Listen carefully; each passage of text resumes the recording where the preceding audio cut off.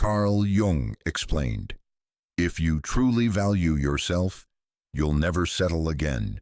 Jung discovered something so dangerous about human psychology that he buried it in his most cryptic writings, hidden beneath layers of academic jargon and symbolic language. It wasn't a theory about dreams or archetypes. It was a terrifying truth about why 90% of people live their entire lives as psychological slaves, not to others but to their own unconscious self-betrayal patterns that keep them accepting scraps when they deserve feasts. He called this the self-worth shadow, the hidden part of our psyche that sabotages our deepest knowing of our own value. And here's what made Jung bury this discovery so deep. He realized that most people would rather die than face the truth about how they've been complicit in their own diminishment. Picture this. You're in a relationship where you give 80% and receive 20%. You stay in a job that slowly kills your soul because it's secure. You apologize for taking up space, feel guilty for having needs, and find yourself grateful for the bare minimum of respect from others. Jung would tell you that this isn't bad luck or low self-esteem. This is your unconscious mind systematically choosing situations that confirm your deepest, most hidden belief that you don't deserve better. Most people spend decades in relationships, jobs, and situations that slowly erode their soul because they've never learned to recognize the difference between their authentic worth and their conditioned worthlessness. But here's where Jung's discovery becomes truly terrifying. This pattern doesn't just happen to you. You actively participate in creating it. Your unconscious mind becomes a heat-seeking missile for people and situations that will validate your hidden belief that you're not worthy of genuine love, respect, or fulfillment. Jung believed this was the most dangerous form of unconscious living because it masquerades as virtue. We call it humility, practicality, or love. We tell ourselves we're being realistic or grateful while secretly destroying the very foundation of our psychological wholeness. The self-worth shadow operates like a psychological immune system in reverse. Instead of protecting you from harm, it systematically rejects anything that would actually nourish your authentic nature. It whispers, "You're asking for too much. Be grateful for what you have. Don't rock the boat. You'll end up alone if you demand better." And the most insidious part? Our culture celebrates this self-diminishment. We're told that wanting more is greedy, that having standards makes us difficult, that true love means endless self-sacrifice. We've created an entire civilization built on the unconscious agreement that we don't deserve better. Jung spent years studying patients who had achieved outward success but felt empty inside. They had money, status, relationships, everything they thought they wanted, but something essential was missing. What he discovered was that they had never learned to distinguish between what they truly wanted and what they thought they should want. They had spent their entire lives performing a version of themselves designed to be acceptable to others. This isn't about becoming selfish or demanding. This is about recognizing that you have been unconsciously colluding with your own psychological imprisonment. And the moment you see it clearly, you can never unsee it. Jung realized that most people die never having experienced what it feels like to truly value themselves, to make choices from a place of genuine self-worth rather than unconscious self-betrayal. They spend their entire existence playing a character designed to keep others comfortable, while their authentic self remains buried alive. But here's what Jung discovered that changed everything. The moment you truly understand your own worth, your entire relationship with reality shifts. You stop attracting people who need you to be small. You stop accepting situations that require you to abandon yourself. You stop mistaking crumbs for love. This isn't about arrogance or narcissism. It's about the terrifying moment when you realize you've been complicit in your own diminishment, and the even more terrifying realization that you have the power to stop. The question isn't whether you deserve better. You already know you do, even if you've spent years convincing yourself otherwise. The question is whether you're brave enough to believe it and act accordingly. Jung's patients who made this shift described it as coming alive for the first time. They said it felt like they had been living behind glass, watching their own life happen without really participating in it. When they began to truly value themselves, the glass shattered. But Jung also warned that this awakening comes with a price. When you stop settling, the people around you who benefited from your self-abandonment will resist. They'll call you selfish, difficult, or changed.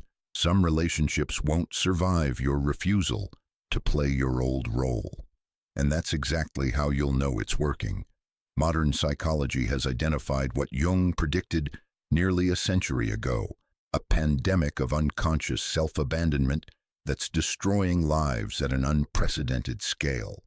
This isn't simple low self-esteem that can be fixed with affirmations and positive thinking. This is what Jung called unconscious self-sacrifice, a complex psychological pattern where individuals systematically choose situations and relationships that confirm their deepest fears about their unworthiness. The symptoms are everywhere, hiding in plain sight.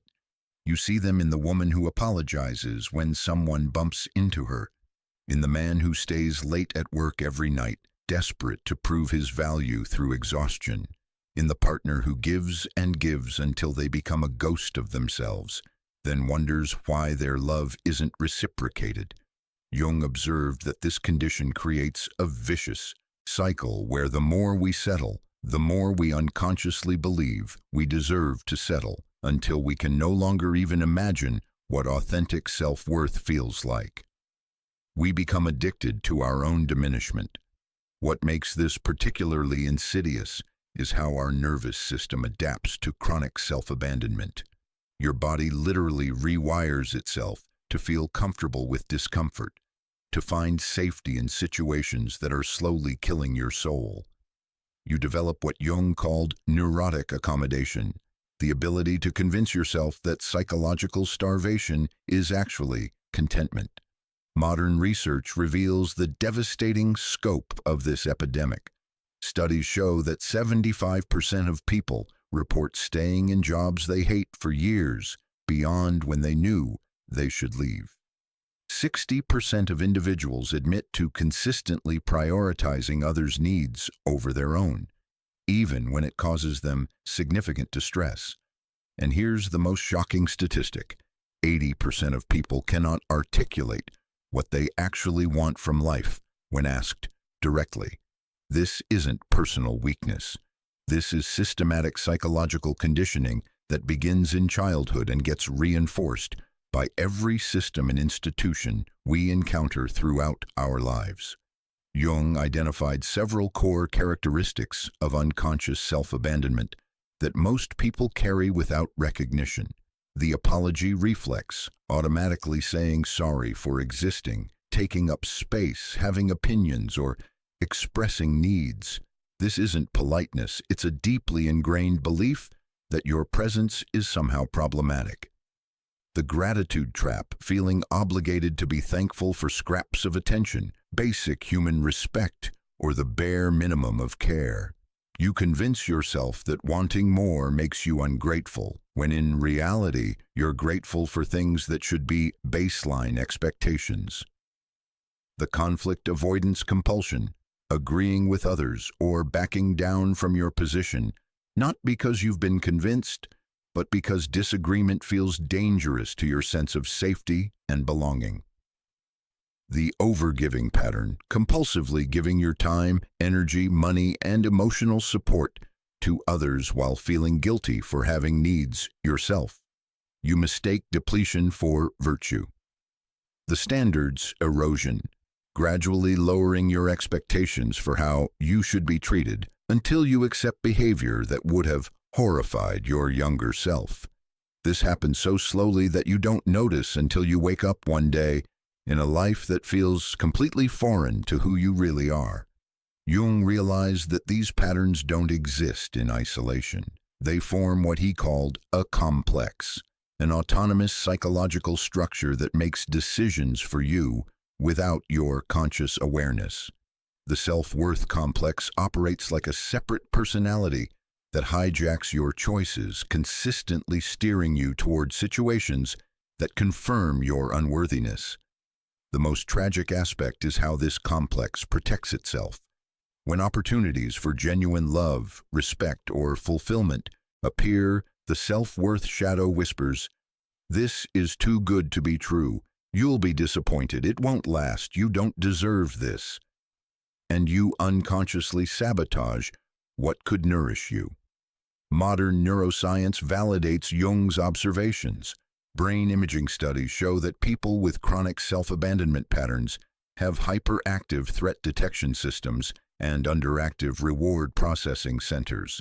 Their brains literally can't register genuine care and appreciation when it's offered. This creates what researchers call learned worthlessness, a condition where individuals become so adapted to psychological neglect that they can't recognize or receive authentic love. They've trained their nervous system to expect and feel comfortable with emotional starvation. The cultural dimension makes this epidemic even more devastating. We live in a society that profits from your self-abandonment. Companies want employees who will work themselves to exhaustion without complaint. Advertisers want consumers who seek external validation through purchases. Even many relationship models are built on one person giving more than they receive. Jung observed that what we call virtue in our culture often masks psychological self-harm. We celebrate the mother who sacrifices everything for her children until she loses herself completely. We admire the employee who never says no, even as they burn out. We romanticize relationships where one person loves more, gives more, and asks for less. This isn't virtue, this is unconscious self-destruction disguised as morality. The epidemic has generational components too. Children who watch their parents model self-abandonment learn that love equals sacrifice, that worth must be earned through performance, and that their authentic needs are too much for others to handle. They carry these patterns into their own relationships, perpetuating cycles that can last for generations. Jung's patients often described a moment of horrifying recognition when they realized how pervasive their self-abandonment had become. They saw it in their friendships, where they were always the ones who called first. In their romantic relationships, where they consistently cared more. In their careers, where they accepted less money, respect, and recognition than their contributions warranted. But here's what made Jung's approach revolutionary. He didn't see this as individual pathology to be cured. He saw it as a collective wound to be healed through consciousness. He understood that every person who breaks free from unconscious self-abandonment doesn't just heal themselves, they heal the pattern for everyone around them. The first step is recognition, not judgment, not shame, but clear-eyed acknowledgement of how the self-worth shadow has been operating in your life. Because you cannot change a pattern you cannot see, and once you see it, you can never unsee it. Anna walked into my office at 34, successful by every external measure, but feeling like she was slowly disappearing from her own life. She was a beloved teacher, had been in a relationship for 6 years, maintained close friendships, and was the person everyone called when they needed support. To the outside world, Anna had it all figured out, but inside, she felt like she was suffocating. "I don't understand what's wrong with me," she said during our first session. "I have everything I thought I wanted, but I feel empty. I feel like I'm performing my life instead of living it." Jung would have immediately recognized Anna's condition. She was experiencing what he called the adapted persona, living so completely through the image others needed her to be that she had lost contact with her authentic self. Anna's pattern became clear as we explored her history. In every relationship, she was the one who cared more, gave more, and asked for less. She had unconsciously trained herself to find men who were emotionally unavailable, then worked tirelessly to earn their affection through increasing levels of self-sacrifice. Her current relationship exemplified this pattern perfectly. David was charming, intelligent, and completely incapable of emotional intimacy. He would disappear for days without explanation, show up late to important events, and consistently prioritize his needs over hers. And Anna had convinced herself this was normal, even romantic. "He's just independent," she would explain. "He needs space. I don't want to be clingy or needy." But Jung understood that Anna's attraction to emotionally unavailable men wasn't coincidence or bad luck. Her unconscious mind was systematically choosing partners who would confirm her deepest belief about her own worth, that she had to earn love through endless giving, and that asking for reciprocity was selfish. The turning point came during a particularly painful incident. David had committed to attending Anna's school's annual fundraising gala, an event she had organized and where she was being honored for her contributions. He canceled 2 hours before the event via text, claiming a work emergency that Anna later discovered was actually a poker game with friends. Instead of feeling angry, Anna's first instinct was to make excuses for him. She found herself texting back, "No worries, I understand. Work is important, maybe next time." But as she typed those words, something inside her recoiled. For just a moment she saw the situation clearly. She was apologizing to someone who had just abandoned her during an important moment, making his comfort more important than her own dignity. Jung called these moments enantiodromia, a reversal of psychological attitude where the unconscious suddenly breaks through into consciousness. Anna experienced this as a physical sensation, like being slapped awake. "I caught myself making excuses for behavior that I would never accept from a friend treating another friend," Anna recalled. "In that moment, I saw the pattern clearly for the first time. I wasn't loving him. I was abandoning myself." This recognition triggered what Jung called active imagination, where the unconscious begins communicating through images, emotions, and sudden insights. Anna began having dreams where she was invisible, giving everything she had to people who couldn't see her, becoming smaller and smaller until she disappeared entirely. The dreams were terrifying, but they were also healing. Her unconscious was showing her the psychological reality of her life choices. She had been systematically erasing herself in pursuit of love that could never be earned through self-sacrifice. Anna's journey of reclaiming her authentic worth wasn't linear or easy. Jung emphasized that the individuation process, becoming who you truly are, requires confronting the parts of yourself you've rejected or hidden to be acceptable to others. For Anna, this meant facing her terror of being too much. She had learned early in life that her emotional needs, opinions, and desires were overwhelming to others. She had internalized the message that love was conditional on her being easygoing, understanding, and endlessly accommodating. But as Anna began to express her authentic feelings and needs in her relationship, something unexpected happened. Instead of David leaving as her unconscious mind had predicted, he initially became more attentive and engaged. The dynamic shift forced him to show up differently or lose her entirely. However, this improvement was temporary, as Anna continued to evolve, requiring genuine reciprocity and emotional availability. David's true capacity became clear. He wasn't capable of the kind of relationship Anna deserved, and her newfound self-worth wouldn't allow her to settle for less. The relationship ended, but Anna described it as the most empowering breakup of her life.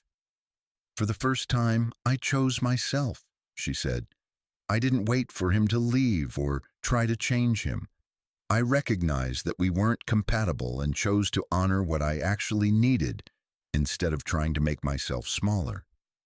This decision rippled through every area of Anna's life. At work, she stopped taking on extra responsibilities without compensation. She began setting boundaries with friends who treated her like an emotional dumping ground. She started pursuing interests she had abandoned to accommodate others' preferences. Jung called this process withdrawing projections, recognizing that the love, care, and understanding you've been desperately seeking from others is actually what you need to give yourself.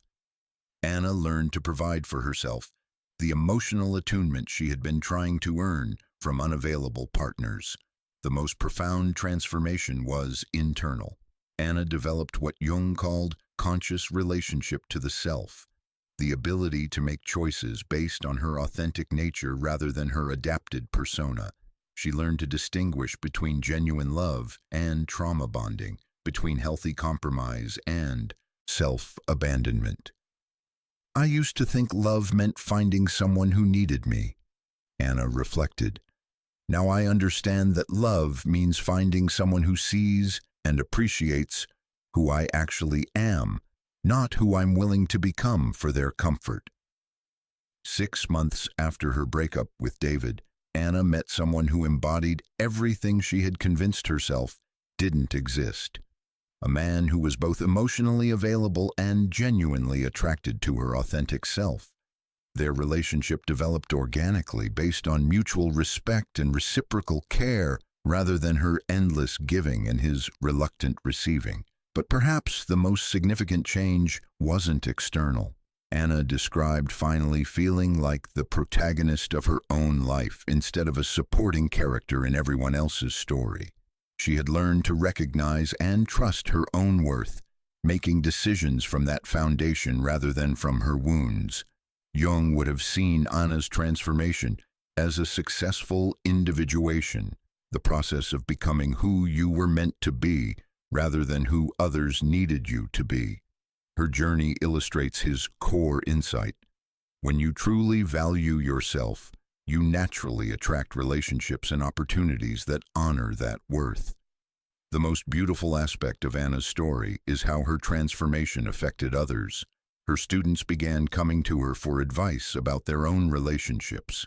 Friends started asking how she had become so confident and clear. Her modeling of authentic self-worth gave others permission to examine their own patterns of settling. Anna's case demonstrates Jung's understanding that individual healing serves the collective. Every person who breaks free from unconscious self-abandonment creates a ripple effect, showing others what's possible when you choose to truly value yourself. I used to be afraid that if I stopped settling, I'd end up alone, Anna said. Now I realize I was alone the whole time. I just had company. Contemporary psychology has extensively validated Jung's insights about self-worth and unconscious self-abandonment through decades of rigorous scientific research that would have amazed even Jung himself. The findings are as disturbing as they are enlightening.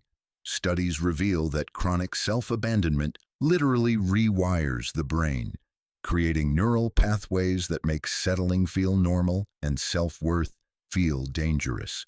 Dr. Lisa Firestone's research at the Glendon Association found that 73% of individuals consistently prioritize others' emotional needs over their own, even when it causes them significant psychological distress. These individuals showed measurable differences in brain activity, with hyperactive threat detection systems and suppressed reward processing centers. What Jung intuited about the unconscious, neuroscience has now mapped in precise detail. Brain imaging studies reveal that people with chronic self-abandonment patterns have enlarged amygdalas, the brain's fear center, and decreased activity in the ventral striatum, the area responsible for recognizing and pursuing what feels genuinely rewarding. This creates what researchers call learned helplessness in relationships, where individuals become neurologically incapable of recognizing or pursuing what would actually nourish them. Their brains have been conditioned to interpret genuine care as threatening and emotional neglect as familiar and safe. Dr. Kristen Neff's groundbreaking research on self-compassion provides powerful validation for Jung's understanding of authentic self-worth. Her studies involving over 25,000 participants across 12 countries show that individuals who practice genuine self-care and self-acceptance demonstrate measurably improved outcomes across every life domain. Most significantly, Neff's research reveals that people who learn to value themselves authentically don't become more demanding of others. They become more discerning. They naturally gravitate toward relationships and opportunities that honor their worth rather than exploit their willingness to settle. Attachment theory research has provided perhaps the most compelling validation of Jung's insights. Dr. Amir Levine's studies show that individuals with secure attachment styles, those who learned early that they were inherently valuable, make fundamentally different life choices than those with insecure attachment patterns. Securely attached individuals are 60% more likely to leave situations that don't serve them, 45% more likely to negotiate for better treatment in relationships and careers, and 80% more likely to maintain their authentic personality in romantic partnerships. They literally cannot tolerate the kind of self-abandonment that insecurely attached individuals accept as normal. The research on highly sensitive persons and empaths reveals another crucial dimension of Jung's understanding. Dr. Elaine Aron's studies show that 15–20% of the population has nervous systems that are naturally more attuned to emotional and environmental stimuli. These individuals are particularly susceptible to unconscious self-abandonment because their natural empathy and attunement to others' needs often comes at the expense of recognizing their own. They become so focused on managing others' emotional states that they lose contact with their own internal compass. Brain scans of highly sensitive individuals show increased activity in areas associated with processing sensory information and empathy, but decreased activity in areas related to self-advocacy and boundary setting. Their brains are literally wired to prioritize others' well-being over their own. Dr. Peter Levine's research on trauma provides another layer of validation for Jung's understanding of unconscious self-betrayal. His studies reveal that chronic self-abandonment creates the same neurological changes as trauma, including dysregulated nervous systems, hypervigilance, and difficulty accessing authentic feelings and needs. This helps explain why breaking free from settling patterns feels so dangerous to the nervous system. The brain interprets self-advocacy as a threat to survival because it has learned that acceptance and belonging depend on self-sacrifice. Longitudinal studies tracking individuals over decades provide perhaps the most striking validation of Jung's insights. Research from Harvard's Grant study, following participants for over 80 years, shows that individuals who learn to value themselves authentically in midlife experience dramatic improvements in health, relationships, and life satisfaction that continue into their final years. Conversely, those who maintain patterns of chronic self-abandonment show increased rates of depression, anxiety, autoimmune disorders, and early mortality. The psychological cost of not valuing yourself manifests as physical deterioration that can be measured and predicted. Neuroplasticity research offers hope that validates Jung's belief in the possibility of transformation. Studies show that the brain changes created by chronic self-abandonment can be reversed through conscious practice and new experiences of being valued. Dr. Dan Siegel's research reveals that adults who learn to value themselves authentically, even after decades of self-abandonment, show measurable increases in neural integration, emotional regulation, and stress resilience within months of changing their patterns. The research on post-traumatic growth provides additional validation for Jung's understanding of individuation.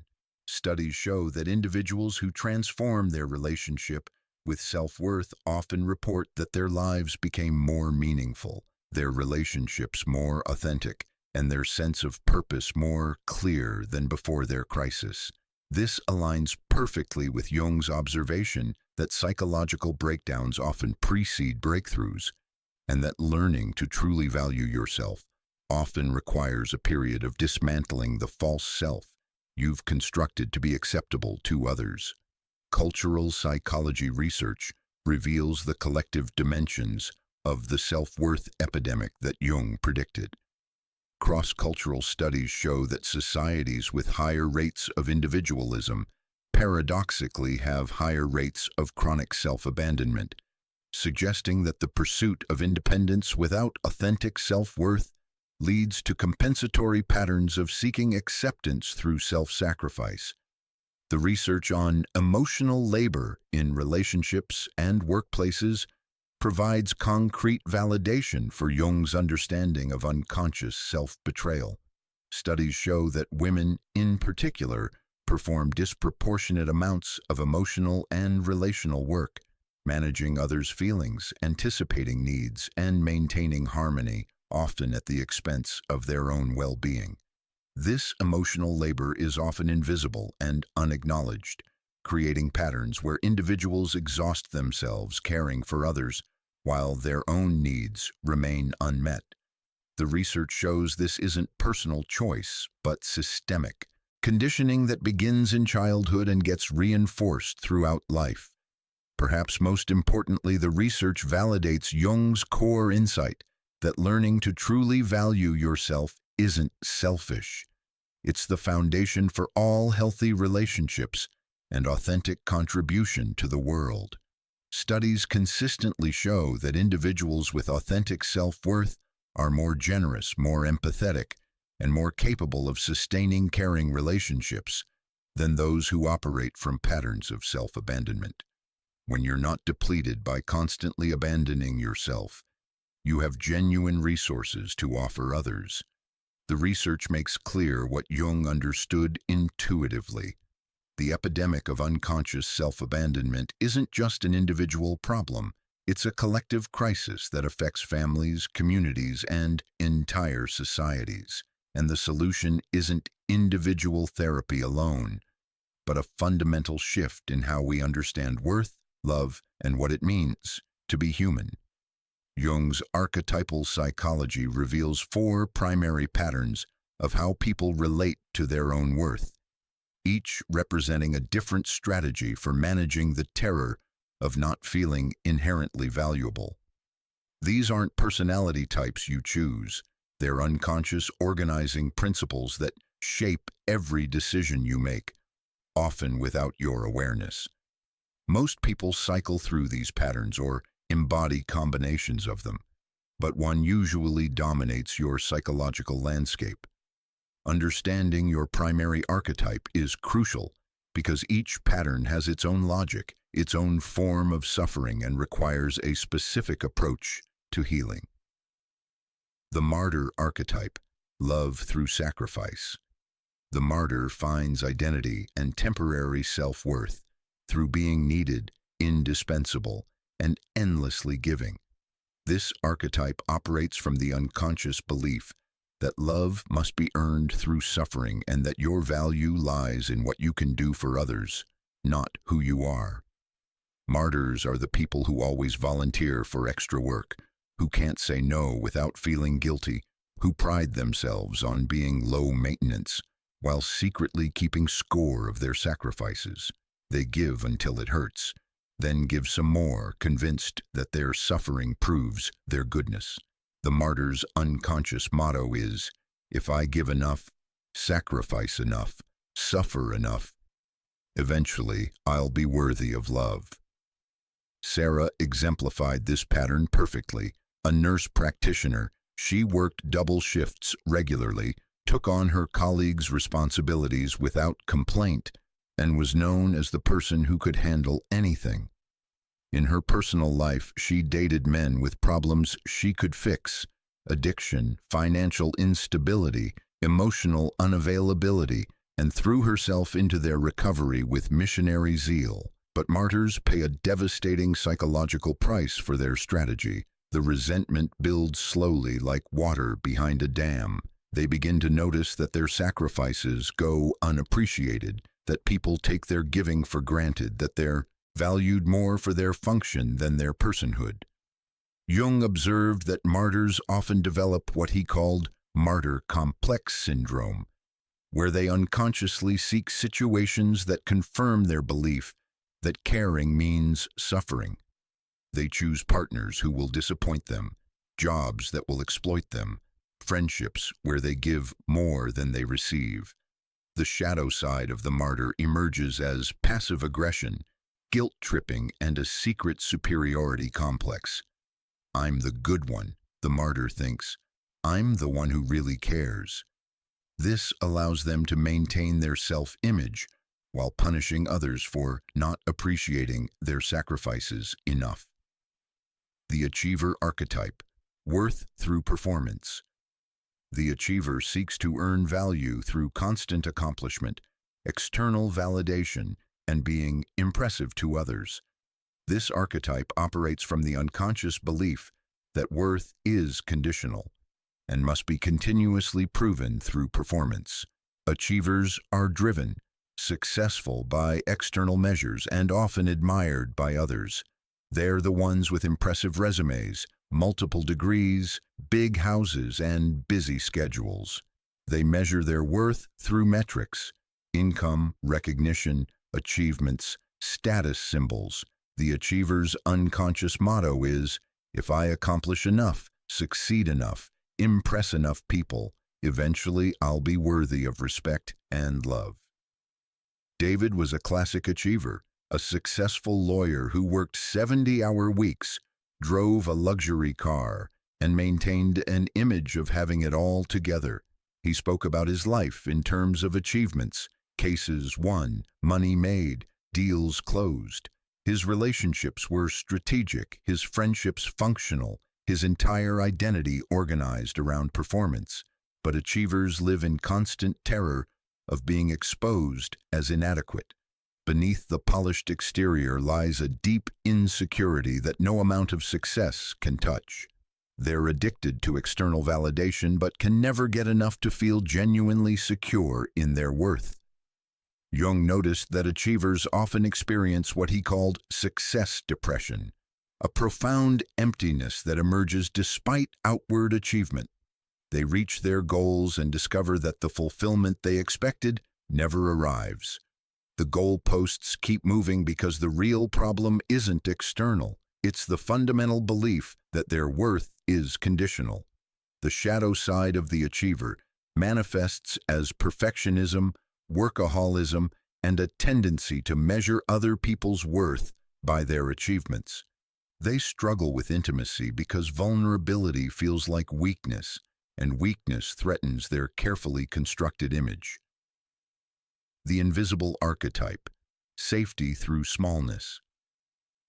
The invisible operates from the unconscious belief that they're simultaneously too much and not enough. So safety lies in making themselves as unobtrusive as possible. This archetype seeks worth through being undemanding, agreeable, and invisible. Invisibles are the people who apologize for everything, who minimize their needs and feelings, who pride themselves on being easy to get along with. They avoid conflict at all costs, agree with others even when they disagree internally, and consistently prioritize others' comfort over their own authenticity.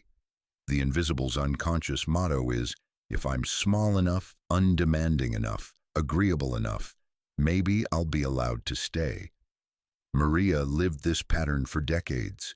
In meetings, she rarely spoke up, even when she had valuable insights. In relationships, she molded herself to whatever her partner needed her to be. She was the friend who always accommodated everyone else's preferences, the employee who never asked for raises or promotions, the family member who kept the peace by absorbing everyone else's dysfunction. Invisibles often develop what Jung called eggshell syndrome. They become so attuned to others' moods and needs that they lose contact with their own internal experience. They can tell you exactly how everyone around them is feeling, but have no idea what they themselves want or need.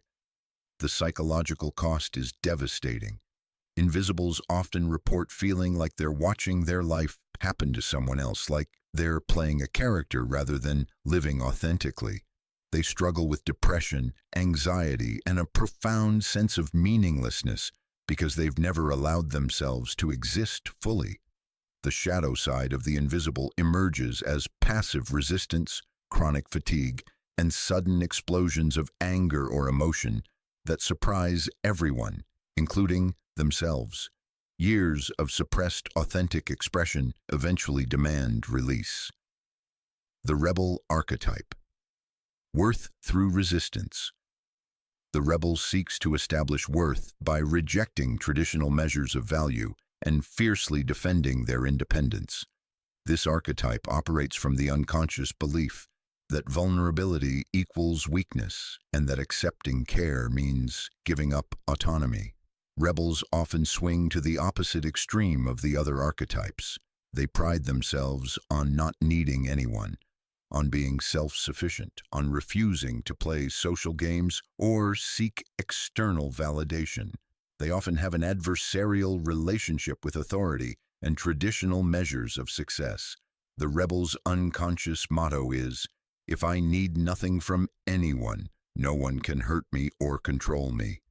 Jake embodied this pattern after a childhood of emotional neglect. He refused traditional career paths, avoided committed relationships, and maintained an identity organized around not caring what others thought. He was proud of his independence, his unconventional lifestyle, his ability to walk away from any situation without attachment. But Jung observed that rebels often suffer from what he called counterdependence, an addiction to independence that's just as limiting as codependence. Their fierce autonomy masks a deep terror of vulnerability and genuine intimacy. The psychological cost for rebels is isolation and a secret longing for the connection they simultaneously reject. They often struggle with loneliness, difficulty receiving care even when they need it, and a tendency to sabotage relationships when they become too meaningful. The shadow side of the rebel manifests as emotional unavailability, a superiority complex about their independence, and difficulty collaborating or being part of teams. They often end up recreating the emotional neglect they're trying to avoid. Integration, beyond the archetypes. Jung's ultimate insight was that authentic self-worth emerges when we integrate the wisdom of each archetype without being possessed by any single pattern. From the martyr, we learn genuine care and service to others. From the achiever, we learn the satisfaction of developing our capacities and contributing to the world. From the invisible, we learn humility and attunement to others. From the rebel, we learn healthy independence and the courage to be authentic. But integration requires recognizing that none of these strategies actually creates genuine self-worth. They're all attempts to manage the anxiety of not feeling inherently valuable, and they all ultimately fail because they're based on the false premise that worth must be earned, proven, or protected. True self-worth emerges when we recognize that we're valuable simply because we exist, not because of what we do, achieve, sacrifice, or resist. This recognition allows us to choose our actions from love rather than fear, from authenticity rather than strategy. The integrated person can be caring without self-abandonment, successful without compulsion, humble without self-erasure, and independent without isolation. They can receive love as easily as they give it because they're no longer trying to earn something they already possess. Which archetype do you recognize most strongly in yourself? Understanding your pattern is the first step toward transcending it and discovering the authentic worth that was always there, waiting to be acknowledged and honored. Jung identified cascading psychological and existential risks that compound when individuals remain unconscious of their pattern of settling and self-abandonment. These dangers don't exist in isolation. They feed off each other, creating what Jung called a complex that becomes increasingly autonomous and destructive over time. The most terrifying aspect of these dangers is how gradually they develop. Like carbon monoxide poisoning, the symptoms are subtle at first, then suddenly overwhelming. By the time you recognize what's happening, the damage may feel irreversible. But Jung's ultimate message was hope. Consciousness can interrupt these patterns at any stage, though the intervention required becomes more intensive as the dangers escalate. Danger 1, soul death, the gradual numbing of authentic desire. The first and most subtle danger is what Jung called soul death, the gradual numbing of your capacity to recognize what authentic fulfillment even feels like. This happens so slowly that most people don't notice until it's profound. You begin accepting less and less, telling yourself you're being realistic or mature. Your standards for how you should be treated erode incrementally. You stop noticing what you actually want because wanting has become too painful. Maria exemplified this progression perfectly. In her 20s, she had clear preferences. She loved art, wanted to travel, dreamed of meaningful relationships. But each time she expressed these desires and encountered resistance, disappointment, or dismissal, she adjusted downward. First, she stopped talking about her dreams. Then she stopped daydreaming about them. Eventually, she stopped even recognizing that she had desires beyond basic survival. When asked what she wanted from life, she would respond with a blank stare, as if the question was in a foreign language. Jung observed that soul death creates a particular kind of depression, not the acute emotional pain that signals something is wrong, but a numbed indifference that feels like contentment. You convince yourself you don't want much because you've trained your psyche to stop registering desire. This is psychological anesthesia. Your soul goes to sleep to protect itself from the pain of constantly being disappointed. But in protecting yourself from disappointment, you also cut yourself off from joy, excitement, and the energy that comes from pursuing what genuinely matters to you. The danger escalates when this numbness becomes your identity. You pride yourself on being low maintenance, easy to please, or grateful for what you have. But beneath this supposed virtue lies a profound tragedy. You've abandoned your own inner life to avoid the risk of wanting something you might not get. People in advanced stages of soul death often describe feeling like they're watching their life happen to someone else. They go through the motions, work, relationships, daily routines, but feel fundamentally disconnected from their own experience. They've become strangers to themselves. Danger 2. Projection of unworthiness, attracting what mirrors your wounds. The second danger is how unconscious self-abandonment becomes a magnet for people and situations that mirror and exploit your patterns. Jung called this projection of the shadow. You unconsciously attract what matches your hidden beliefs about your worth. This isn't metaphysical nonsense, it's practical psychology. When you don't value yourself, you send subtle signals through your body language, communication style, and choice patterns that communicate your availability for mistreatment. People with healthy self-worth have internal alarms that sound when someone treats them poorly. But when you've been unconsciously abandoning yourself, those alarms have been disconnected. You can't recognize red flags because you've been living with them so long they feel normal. Jennifer discovered this pattern after her third consecutive relationship with an emotionally unavailable man.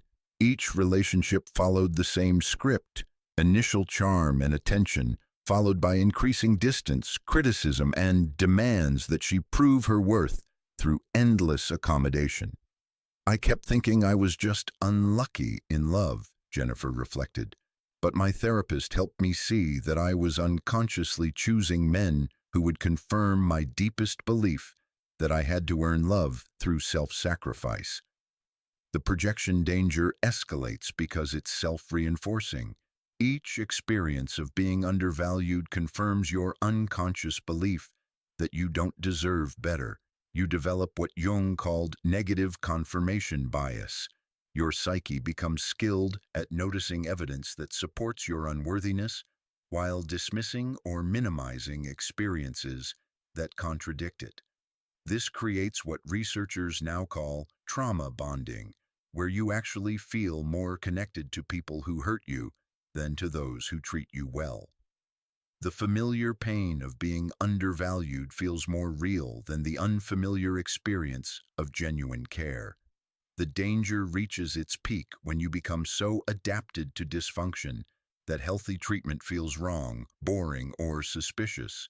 You unconsciously sabotage good relationships because they don't match your internal template of what love is supposed to feel like.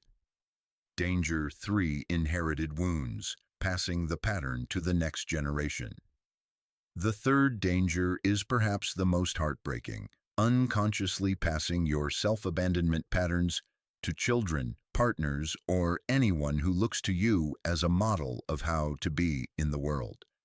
Jung understood that psychological patterns transmit across generations not through genetics, but through modeling, energy, and unconscious communication.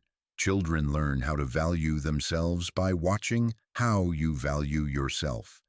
Partners absorb your relationship to worth through thousands of subtle interactions. Rebecca realized she was perpetuating generational patterns when her 8-year-old daughter started apologizing excessively for spilling water, for asking questions, for taking up space. The child had absorbed Rebecca's unconscious belief that her existence was somehow problematic. "I never told her she was too much," Rebecca said, "but I was constantly demonstrating through my own behavior that women should be small, accommodating, and grateful for scraps of attention." She was learning that love requires self-erasure. The inherited wounds danger operates through what Jung called psychic contagion, the unconscious transmission of emotional patterns through proximity and attachment. Your nervous system's adaptation to chronic self-abandonment becomes the baseline that others around you learn to expect and replicate. This is particularly devastating in romantic relationships. When you model that love means endless self-sacrifice, you train your partner to expect and eventually take for granted your self-abandonment. They begin to see your overgiving as normal rather than generous, creating relationships where mutual devaluation becomes the unconscious foundation. Children are especially vulnerable because they don't have the cognitive capacity to distinguish between your patterns and reality. If you consistently prioritize others' needs over your own, they learn that their needs don't matter. If you accept poor treatment, they learn that poor treatment is what they deserve. The danger escalates when these inherited patterns become family or relationship traditions. Multiple generations operate from the same unconscious agreements about worth, love, and what's acceptable in relationships. Breaking the pattern requires tremendous courage because it means disappointing people whose love has always been conditional on your self-abandonment. Danger 4: identity fusion, losing yourself in your adaptations. The fourth danger is when your sense of self becomes so completely organized around being acceptable to others that you lose touch with who you actually are beneath your adaptations.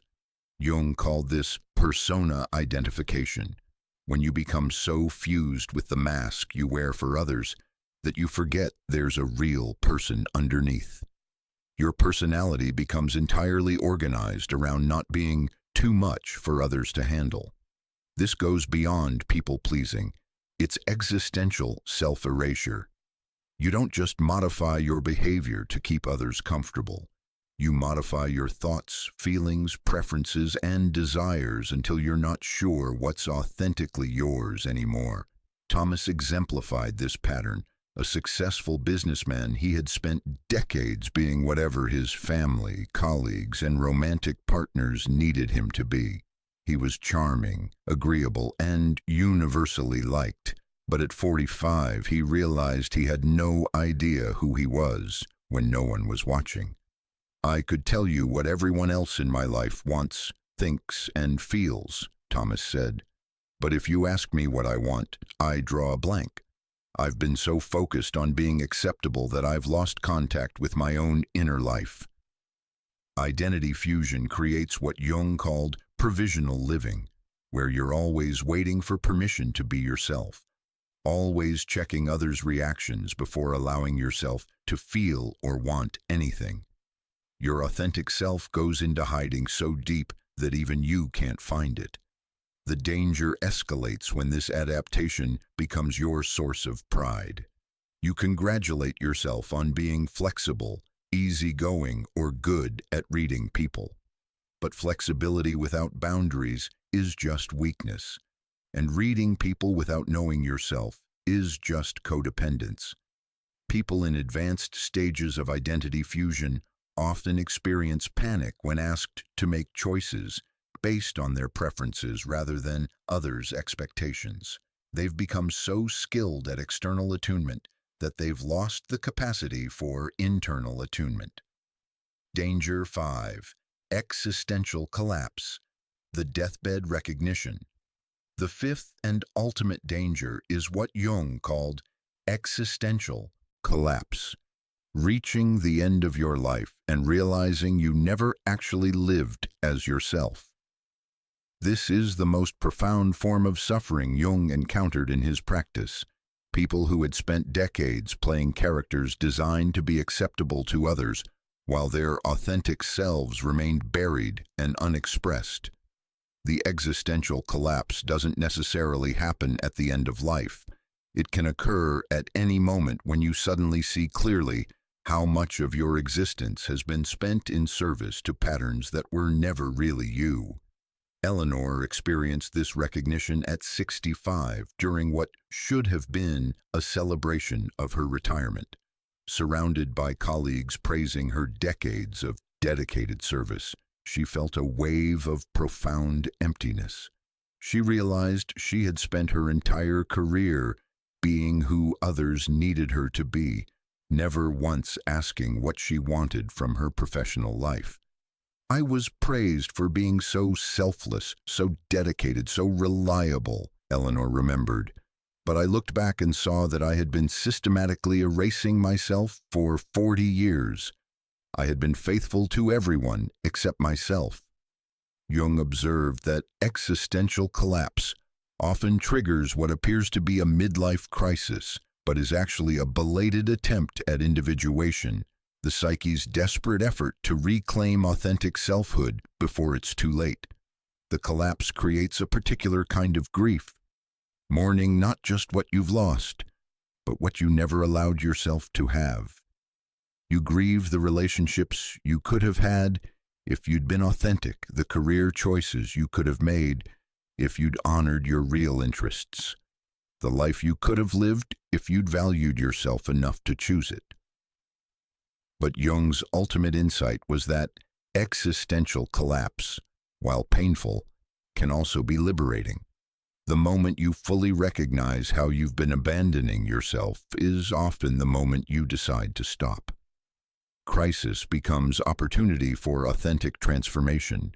The recognition that you've been living someone else's life can be the catalyst for finally living your own. These 5 dangers represent different stages of the same fundamental problem, unconscious self-abandonment. But Jung's message was ultimately hopeful. Consciousness can interrupt these patterns at any stage, and the human psyche has an incredible capacity for healing and transformation. The question isn't whether you've fallen into these patterns. Most people have to some degree. The question is whether you're ready to recognize them and choose something different. Jung's concept of individuation provides the roadmap for breaking free from unconscious self-abandonment and developing authentic self-worth that doesn't depend on external validation or constant self-sacrifice. But this isn't a simple process of positive thinking or behavior modification. Individuation requires a fundamental reorganization of your relationship with yourself and the world, what Jung called a new attitude toward life. The journey begins with a recognition that may be more terrifying than the problem itself. You are already worthy of love, respect, and fulfillment. You don't need to earn it, prove it, or compensate for some fundamental deficiency. Your worth exists prior to any action you take or any approval you receive. This recognition is terrifying because it demands that you take responsibility for every area of your life where you've been accepting less than your authentic worth. It means you can no longer blame bad luck, timing, or other people's limitations for the quality of your existence. Phase 1. Conscious recognition, awakening to your patterns. The individuation journey begins with what Jung called conscious recognition, developing the ability to observe when you're making choices from wound rather than worth, when you're abandoning yourself to avoid conflict or maintain connection. This requires developing what Jung called the observing ego, a part of yourself that can witness your patterns without immediately reacting or defending them. Most people are so identified with their adaptive strategies that they can't see them clearly. Lisa's awakening came during a phone conversation with her mother, who was criticizing her life choices with familiar harshness. As always, Lisa found herself defending, explaining, and eventually apologizing for disappointing her mother. But this time, part of her was watching the interaction with curious detachment. I could see myself shrinking, becoming smaller and more apologetic with each criticism, Lisa recalled. For the first time, I could observe the pattern as it was happening rather than just feeling bad about myself. Conscious recognition requires developing what Jung called witness consciousness, the capacity to observe your own psychological processes without being overwhelmed by them. This isn't dissociation or emotional numbing. It's the development of an internal observer who can recognize patterns and make conscious choices. The practice involves asking yourself key questions throughout the day. In this moment, am I choosing from my worth or my wound? Am I making this decision from love or fear? Am I honoring my authentic nature or adapting to others' expectations? Initially, you'll likely recognize your patterns only after you've already enacted them. This is normal and part of the process. Consciousness often develops backward. First, you see what you just did. Then you catch yourself in the middle of doing it. Finally, you recognize the pattern before you enact it. Phase 2. Shadow integration, reclaiming your rejected parts. Jung's concept of shadow integration becomes crucial as you learn to reclaim the parts of yourself you've rejected or hidden to be acceptable to others. Your anger, your needs, your boundaries, your authentic desires that you've labeled as selfish or too much. The shadow isn't just negative traits. It includes any authentic aspect of yourself that you've disowned too. Maintain relationships or social acceptance. For many people struggling with self-worth, the shadow contains their capacity for healthy selfishness, appropriate anger, and the ability to say no without guilt. Marcus discovered that his shadow contained his natural assertiveness and competitive drive. Growing up with a mother who was overwhelmed by any expression of male energy, he had learned to hide his strength, ambition, and desire to win. He became gentle, accommodating, and perpetually apologetic for taking up space. I thought I was being evolved by suppressing my competitive nature, Marcus said. but I was actually betraying my authentic self to keep my mother comfortable. Reclaiming my assertiveness wasn't about becoming aggressive, it was about honoring my natural energy. Shadow integration requires what Jung called active imagination, consciously dialoguing with the parts of yourself you've rejected. This might involve writing letters to your angry self, your needy self, or your ambitious self. It means asking these aspects what they need and how they've been trying to help you. Most people discover that their rejected traits contain essential life energy that's been locked away. The anger you've suppressed often contains important boundary information. The neediness you've hidden often contains legitimate desires for connection and care. The selfishness you've rejected often contains healthy self-preservation instincts. Integration doesn't mean acting out these shadow aspects unconsciously. It means consciously including them in your decision-making process. You learn to be appropriately angry, healthily selfish, and authentically needy when the situation calls for it. Phase 3. Anima-animus work, healing your inner masculine and feminine.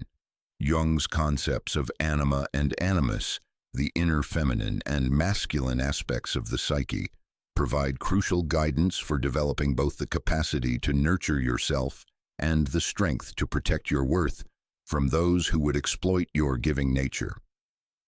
For individuals stuck in self-abandonment patterns, the anima, inner feminine, often carries wounds around nurturing and receptivity, while the animus, inner masculine, carries wounds around strength and protection.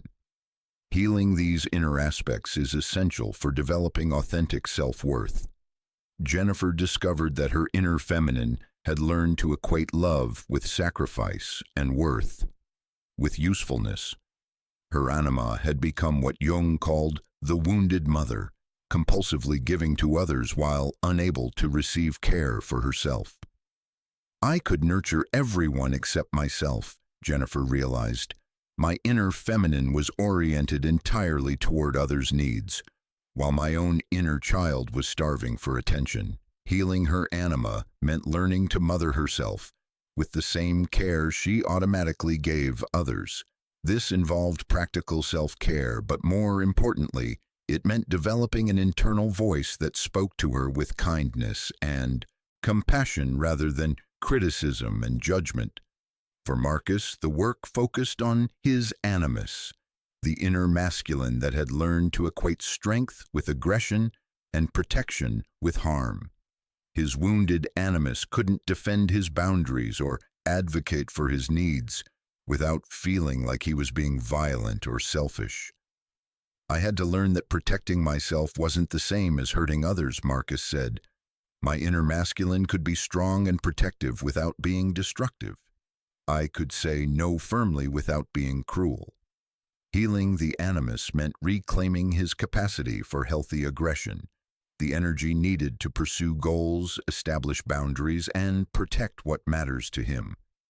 This isn't toxic masculinity, but essential life force that had been suppressed to avoid conflict. Phase 4. Confronting the self, the terror of your own worth. The most paradoxical aspect of Jung's individuation process is what he called confronting the self, facing the terrifying possibility that you are indeed worthy of love, respect, and fulfillment, without having to earn it through self-sacrifice or performance.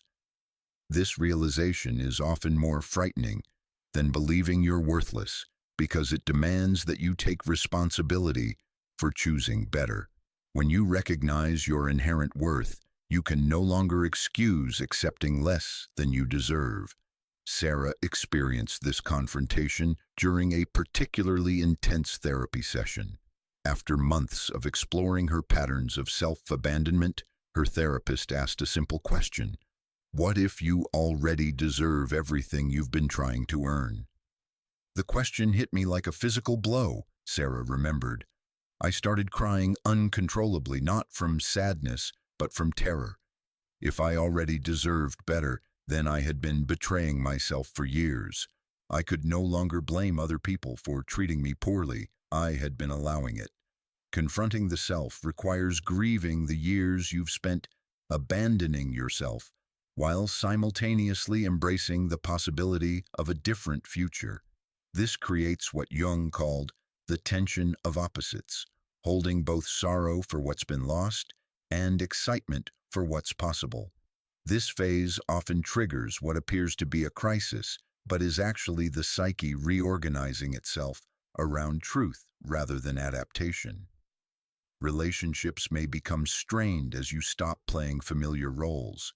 Career situations may become untenable as you require genuine respect rather than just employment.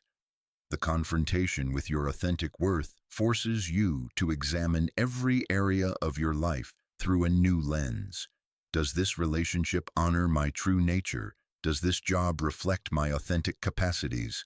Are these friendships based on who I really am or who I've pretended to be? Phase 5. Conscious choice, making decisions from worth rather than wounds.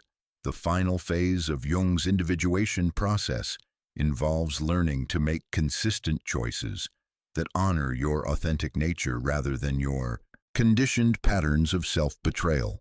This isn't about becoming selfish or demanding, it's about becoming authentic. Your choices begin to reflect your genuine needs, values, and desires rather than your unconscious strategies for avoiding abandonment or earning acceptance. The shift is often subtle but profound. Instead of automatically saying yes to every request, you pause and ask, does this serve my authentic well-being or am I agreeing from habit and fear? Instead of molding yourself to others' expectations, you ask, how can I be genuinely helpful while remaining true to myself? Elena exemplified this transformation. After years of chronic self-abandonment in her marriage, she began making small but significant changes. She stopped automatically apologizing when her husband was in a bad mood. She began expressing her preferences instead of always deferring to his. She started pursuing interests she had abandoned to accommodate his schedule. I wasn't trying to be difficult, Elena explained. I was trying to be real, and what surprised me was that our relationship actually improved. He started respecting me more when I started respecting myself. Conscious choice-making becomes a practice of constant attunement to your authentic self. You develop what Jung called the transcendent function, the ability to hold both your own needs and others' needs simultaneously without automatically sacrificing one for the other. This creates what Jung envisioned as conscious relationship, connections based on mutual authenticity rather than unconscious complementarity of wounds. Instead of attracting people who need you to be small, you begin attracting people who appreciate your fullness. The individuation process isn't linear, and it's never truly complete, but each cycle deepens your capacity for authentic self-worth and makes it increasingly difficult to unconsciously slip back into patterns of settling for less than your true nature deserves.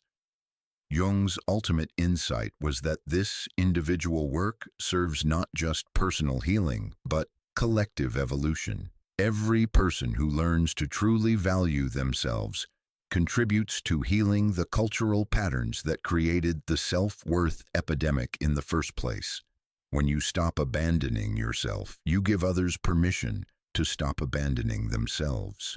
When you model authentic self-worth, you show that it's possible to be both caring and boundaried, both generous and self-respecting, both connected to others and true to yourself. This is Jung's vision of individuation, not selfish self-focus, but authentic selfhood in service to the wholeness of life itself. History provides compelling examples of individuals who either mastered or failed to master the art of authentic self-worth with dramatically different life outcomes that validate Jung's understanding of individuation and self-abandonment patterns. These aren't just inspiring success stories or cautionary tales. their psychological case, studies that reveal how the relationship with self-worth shapes not just personal fulfillment, but historical impact and legacy. Maya Angelou, the transformation from self-abandonment to authentic worth. Maya Angelou's life exemplifies the journey from profound self-abandonment to integrated self-worth that Jung described in his individuation process. Angelou's early life was marked by trauma, abuse, and the kind of self-protective adaptations that often create lifelong patterns of settling for less. As a teenager, she became a sex worker, entered relationships where she gave far more than she received, and struggled with addiction and depression. But Angelou's transformation began with what Jung would have recognized as conscious recognition. She began to see clearly how her survival strategies were actually perpetuating her suffering. Her decision to write, "I Know Why the Caged Bird Sings," was an act of profound self-worth, choosing to tell her truth regardless of how others might judge it. "There is no greater agony than bearing an untold story inside you," Angelou wrote, capturing Jung's insight that authentic self-expression is essential for psychological health. Angelou's evolution demonstrates Jung's understanding that self-worth isn't about perfection or never struggling. It's about developing the capacity to recognize when you're abandoning yourself and having the courage to choose differently. In her later relationships, Angelou showed the hallmarks of authentic self-worth. She could be deeply loving without self-sacrifice, generous without depletion, and supportive without losing herself. Her marriage to Paul Dufour was characterized by mutual respect and genuine partnership rather than the codependent patterns of her earlier relationships. Most significantly, Angelou transformed her early experiences of being silenced and diminished into a voice for millions. But she did this from a place of genuine self-respect rather than wounded compensation. She didn't become a spokesperson to prove her worth. She spoke because she had recognized her inherent value and wanted to help others do the same. Virginia Woolf. Brilliant mind, wounded self-worth. Virginia Woolf represents the tragedy of extraordinary capacity, combined with chronic self-abandonment, a reminder that intelligence and talent cannot overcome unconscious patterns of self-betrayal. Despite her literary genius and revolutionary contributions to modernist literature, Woolf struggled throughout her life with what Jung would have recognized as classic self-worth shadow patterns.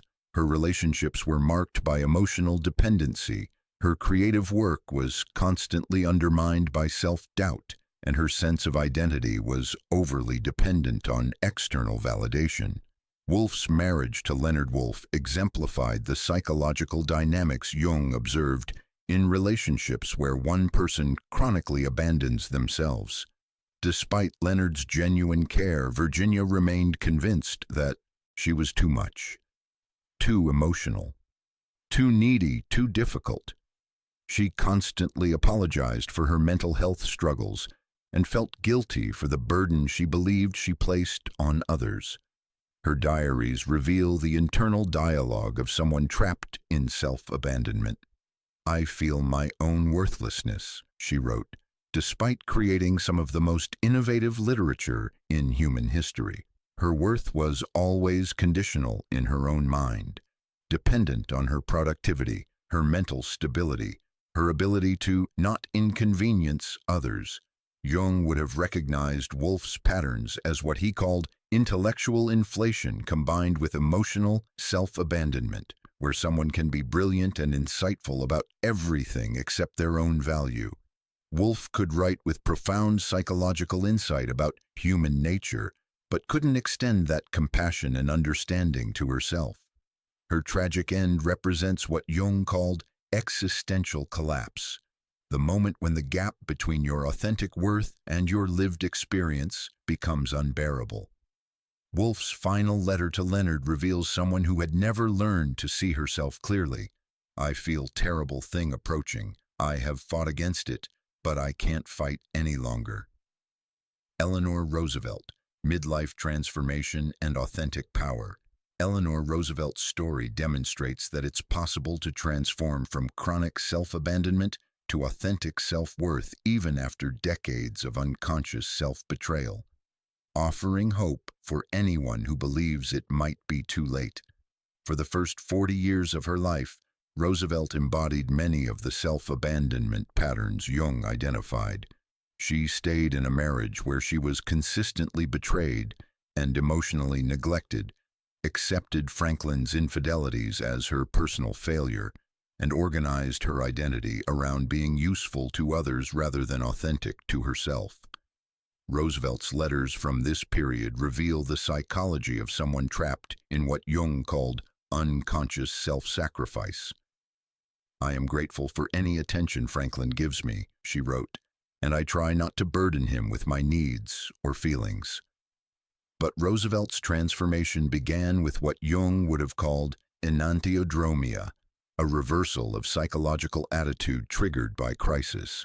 Franklin's affair with Lucy Mercer forced Eleanor to confront the reality of her situation and choose between continuing her pattern of self-abandonment or claiming her authentic power.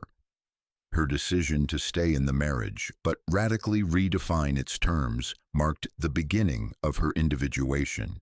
She stopped trying to earn Franklin's love and began pursuing her own interests, causes, and relationships. She developed genuine friendships, particularly with women who saw and appreciated her authentic self rather than her role as First Lady. Most significantly, Roosevelt channeled her newfound self-worth into advocacy for human rights. But unlike her earlier charitable work, which often had undertones of self-sacrifice and duty, her later activism came from a place of genuine passion and authentic conviction. "No one can make you feel inferior without your consent," Roosevelt famously said, a statement that captures Jung's understanding that self-worth is an internal choice rather than an external validation. Roosevelt's transformation demonstrates that developing authentic self-worth in midlife often leads to the most impactful and meaningful period of one's existence. She became a more effective advocate, a more genuine friend, and a more authentic public figure precisely because she had learned to value herself. Howard Hughes, The Shadow Side of Self-Worth. Howard Hughes represents what Jung called inflation, the shadow expression of self-worth work, where someone swings from self-abandonment to grandiosity without achieving genuine integration. Hughes' early life was marked by the kind of conditional love that often creates self-worth struggles. His parents' affection was tied to his achievements, and he learned early that his value lay in what he could accomplish rather than who he was. But instead of learning authentic self-worth, Hughes developed what Jung would have recognized as compensatory grandiosity, an inflated sense of importance that masked deep insecurity about his inherent value. He tried to control external circumstances to feel worthy rather than developing internal security. Hughes's relationships exemplified this pattern. He was attracted to beautiful, accomplished women, but could never believe they genuinely cared for him rather than his wealth and status. His attempts to control their behavior through surveillance, gifts, and manipulation revealed someone who had never learned to trust that he was lovable for who he was rather than what he could provide. His increasing isolation and paranoia demonstrate what Jung called the inflation trap, when attempts to prove worth through external control lead to increasing disconnection from authentic relationships and genuine satisfaction. Hughes's tragic end, dying alone despite enormous wealth and achievement, illustrates Jung's warning that trying to manage others' perception of your worth, rather than developing authentic self-value, creates its own form of psychological hell. The pattern: integration versus inflation. These historical examples reveal the crucial distinction Jung made between authentic self-worth and its shadow expressions. Authentic self-worth, as demonstrated by Angelo and the later Roosevelt, is characterized by humility combined with confidence, generosity without self-depletion, the ability to receive love as well as give it, natural boundaries without defensiveness, service to others that enhances rather than diminishes the self. The shadow expressions, as seen in Woolf's self-doubt and Hughes's grandiosity, are characterized by worth that depends on external validation or control, relationships based on fear rather than love, inability to be, authentically vulnerable chronic anxiety about one's value service that comes from guilt or compensation rather than genuine desire. Jung's insight was that the difference isn't in the struggles people face. All four individuals dealt with significant challenges. The difference lies in whether those struggles led to greater self-understanding and authentic worth, or to more elaborate strategies for avoiding the fundamental question of their inherent value. The historical record shows clearly that authentic self-worth isn't just personally fulfilling. It's what enables people to make their greatest contributions to the world. When you're not wasting energy trying to prove, hide, or compensate for your supposed inadequacy, that energy becomes available for genuine creativity, service, and connection. Jung's own journey with self-worth and the temptation to settle for less than his authentic nature provides perhaps the most compelling evidence for his theories, not because he had it all figured out, but because he was willing to document his own struggle with brutal honesty. His confrontation with his deepest fears about his own worth, recorded in what became known as the Red Book, reveals that even the man who mapped the unconscious had to fight for his right to exist authentically. Jung's crisis began in 1913, following his break with Freud, but its roots went much deeper, back to a childhood where his worth felt conditional on intellectual performance and his capacity to make sense of a chaotic world. The foundation, early worth wounds. Jung's childhood was marked by what he later recognized as the core wound that would drive his life's work, the terror that his inner experiences were too strange, too intense, too much for others to handle. Growing up in a household where his mother struggled with depression and his father with religious doubt, young Carl learned early to be the one who provided stability, insight, and understanding. He became what Jung later called the identified patient, the family member who carries everyone else's unprocessed psychological material. I was the repository for everyone's fears and confusions, Jung wrote in his autobiographical work. I learned to make meaning out of chaos, but I never learned that my own chaos might be acceptable. This early pattern of being valued for his psychological insights, while feeling fundamentally unsafe in his authentic emotional experience, would later create the perfect storm for his midlife crisis. Jung had built his identity and career around being the person who could understand and help others, but he had never fully accepted his own inner complexity. His break with Freud represented much more than a professional disagreement. It was a confrontation with the fundamental question of whether he could risk everything he had built to honor his authentic vision of psychology and human nature. The crisis, professional success, existential terror. By 1913, Jung had achieved everything that should have indicated his worth: professional recognition, financial security, a thriving practice, and international reputation. But instead of feeling secure in his value, he found himself facing what he called a confrontation with the unconscious. What Jung experienced was what modern psychology would recognize as an existential crisis triggered by success. He had achieved all the external markers of worth, but felt increasingly empty and disconnected from his authentic self. I had become successful at being who others needed me to be, Jung wrote, but I had lost contact with who I actually was beneath all my accomplishments. The safe path would have been to maintain his position in the psychoanalytic community, continue building on Freudian theory, and secure his legacy as Freud's successor. This is what everyone expected, what made sense professionally, and what would have guaranteed his continued success. But Jung began to experience what he called creative illness, a period where his unconscious demanded expression regardless of the professional cost. Dreams, visions, and insights emerged that contradicted established psychological theory. He could either suppress these authentic insights to maintain acceptance or risk everything to explore where his psyche was leading him. The descent, choosing authenticity over security. Jung's decision to honor his inner experience over external expectations plunged him into what he called his descent into the unconscious, a period of intense psychological exploration that lasted several years and nearly destroyed his sanity.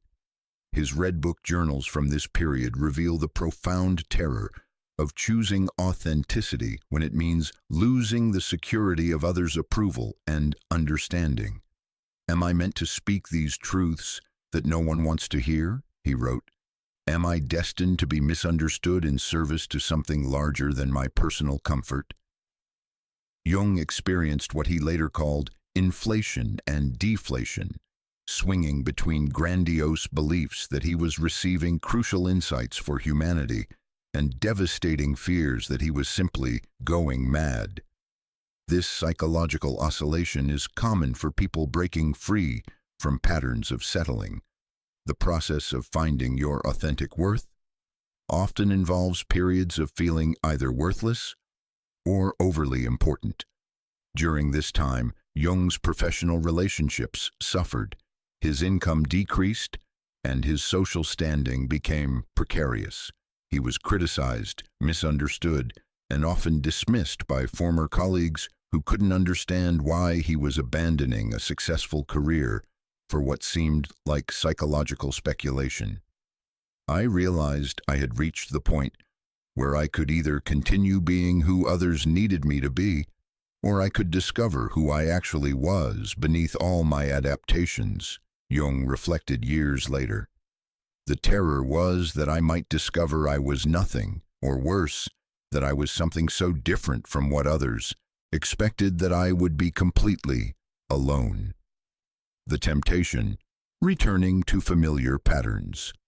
Throughout his crisis, Jung was constantly tempted to abandon his authentic exploration and return to the safety of established psychological theory. The pressure from colleagues, the financial uncertainty, and the sheer exhaustion of psychological exploration all pushed him toward what he called a premature return to adaptation. This represents what Jung identified as the crucial test in any authentic self-worth journey. Will you abandon your authentic nature when the cost becomes uncomfortable, or will you continue even when you can't see where the path leads? Jung's journals reveal moments of profound doubt. Perhaps I am being foolish. Perhaps I should return to what works, what others can accept, what provides security. Who am I to think my inner experience matters more than collective approval? But each time Jung considered returning to his old patterns, he experienced what he called a death of the soul, a recognition that settling for less than his authentic vision would kill something essential in him. He realized that the risk of being misunderstood was less terrifying than the certainty of betraying his deepest knowing about human psychology. The integration. Authentic self-worth emerges.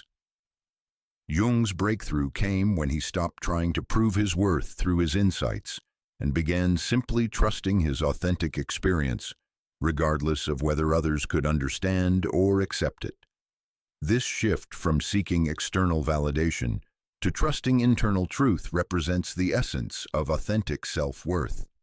Jung learned to value his psychological discoveries not because they made him important or proved his intelligence, but because they emerged from his genuine encounter with the depths of human nature.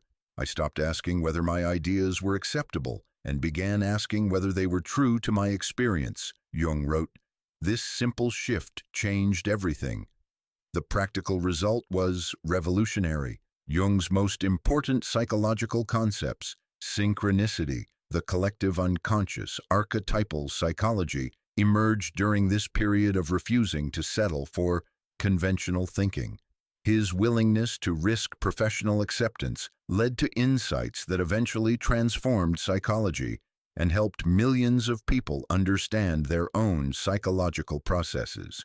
But more importantly, Jung developed what he called relationship with the self, an internal sense of worth that wasn't dependent on others' opinions, approval, or understanding. He learned to make decisions based on his authentic nature rather than his need for acceptance. This transformation didn't make Jung arrogant or disconnected from others. Instead, it made him more genuinely helpful because his insights came from authentic exploration rather than the need to be impressive or accepted. His later work showed remarkable humility combined with unshakable confidence in his own psychological truth. The legacy, teaching through example. Jung's willingness to document his own struggle with self-worth became one of his greatest contributions to psychology. By showing his own journey from adaptation to authenticity, he demonstrated that the individuation process isn't theoretical. It's a lived experience that requires tremendous courage and commitment. His Red Book, published posthumously, reveals the raw psychological work required to break free from patterns of settling for less than your authentic nature. Jung didn't present himself as someone who had transcended these struggles, but as someone who had learned to engage with them consciously. The privilege of a lifetime is to become who you truly are, Jung wrote, capturing the essence of what he learned through his own confrontation with self-worth. This wasn't a platitude, but a hard-won recognition that emerged from years of choosing authenticity over security. Jung's personal journey validates his professional insights, that authentic self-worth requires periods of uncertainty, that choosing yourself often means disappointing others, and that the reward for this courage is not just personal fulfillment, but the ability to contribute your genuine gifts to the world. His willingness to risk everything for psychological truth gave him the authority to guide others through similar passages. Because Jung had walked through the fire of his own worth crisis, he could help others navigate their own journey from self-abandonment to authentic selfhood. Jung developed and endorsed specific practices for recognizing and transforming unconscious self-abandonment patterns into authentic self-worth. These aren't theoretical concepts, but practical tools that emerged from his own struggle and his work with thousands of patients. The key insight underlying all of Jung's practical approaches is that authentic self-worth is not something you build. It's something you uncover by removing the layers of adaptation and conditioning that have obscured your natural value. The daily worth check-in, developing conscious awareness. Jung's most fundamental practice involved developing what he called conscious awareness of the moment-to-moment choices between worth and wound. This requires regularly asking yourself, in this situation, am I choosing from my worth or my wound? This simple question helps develop what Jung called the observing ego, a part of yourself that can witness your patterns without immediately reacting or defending them. Most people make decisions from unconscious programming, but this practice creates space for conscious choice. Sarah began using this check-in during her lunch breaks, reviewing the morning's interactions and decisions. I realized I was making dozens of small, self-abandoning choices every day without noticing, she said, agreeing when I disagreed, apologizing for things that weren't my fault, minimizing my contributions in meetings. The practice isn't about judging your choices, but about developing awareness. Jung understood that consciousness itself is healing. When you can see a pattern clearly, you naturally begin to make different choices.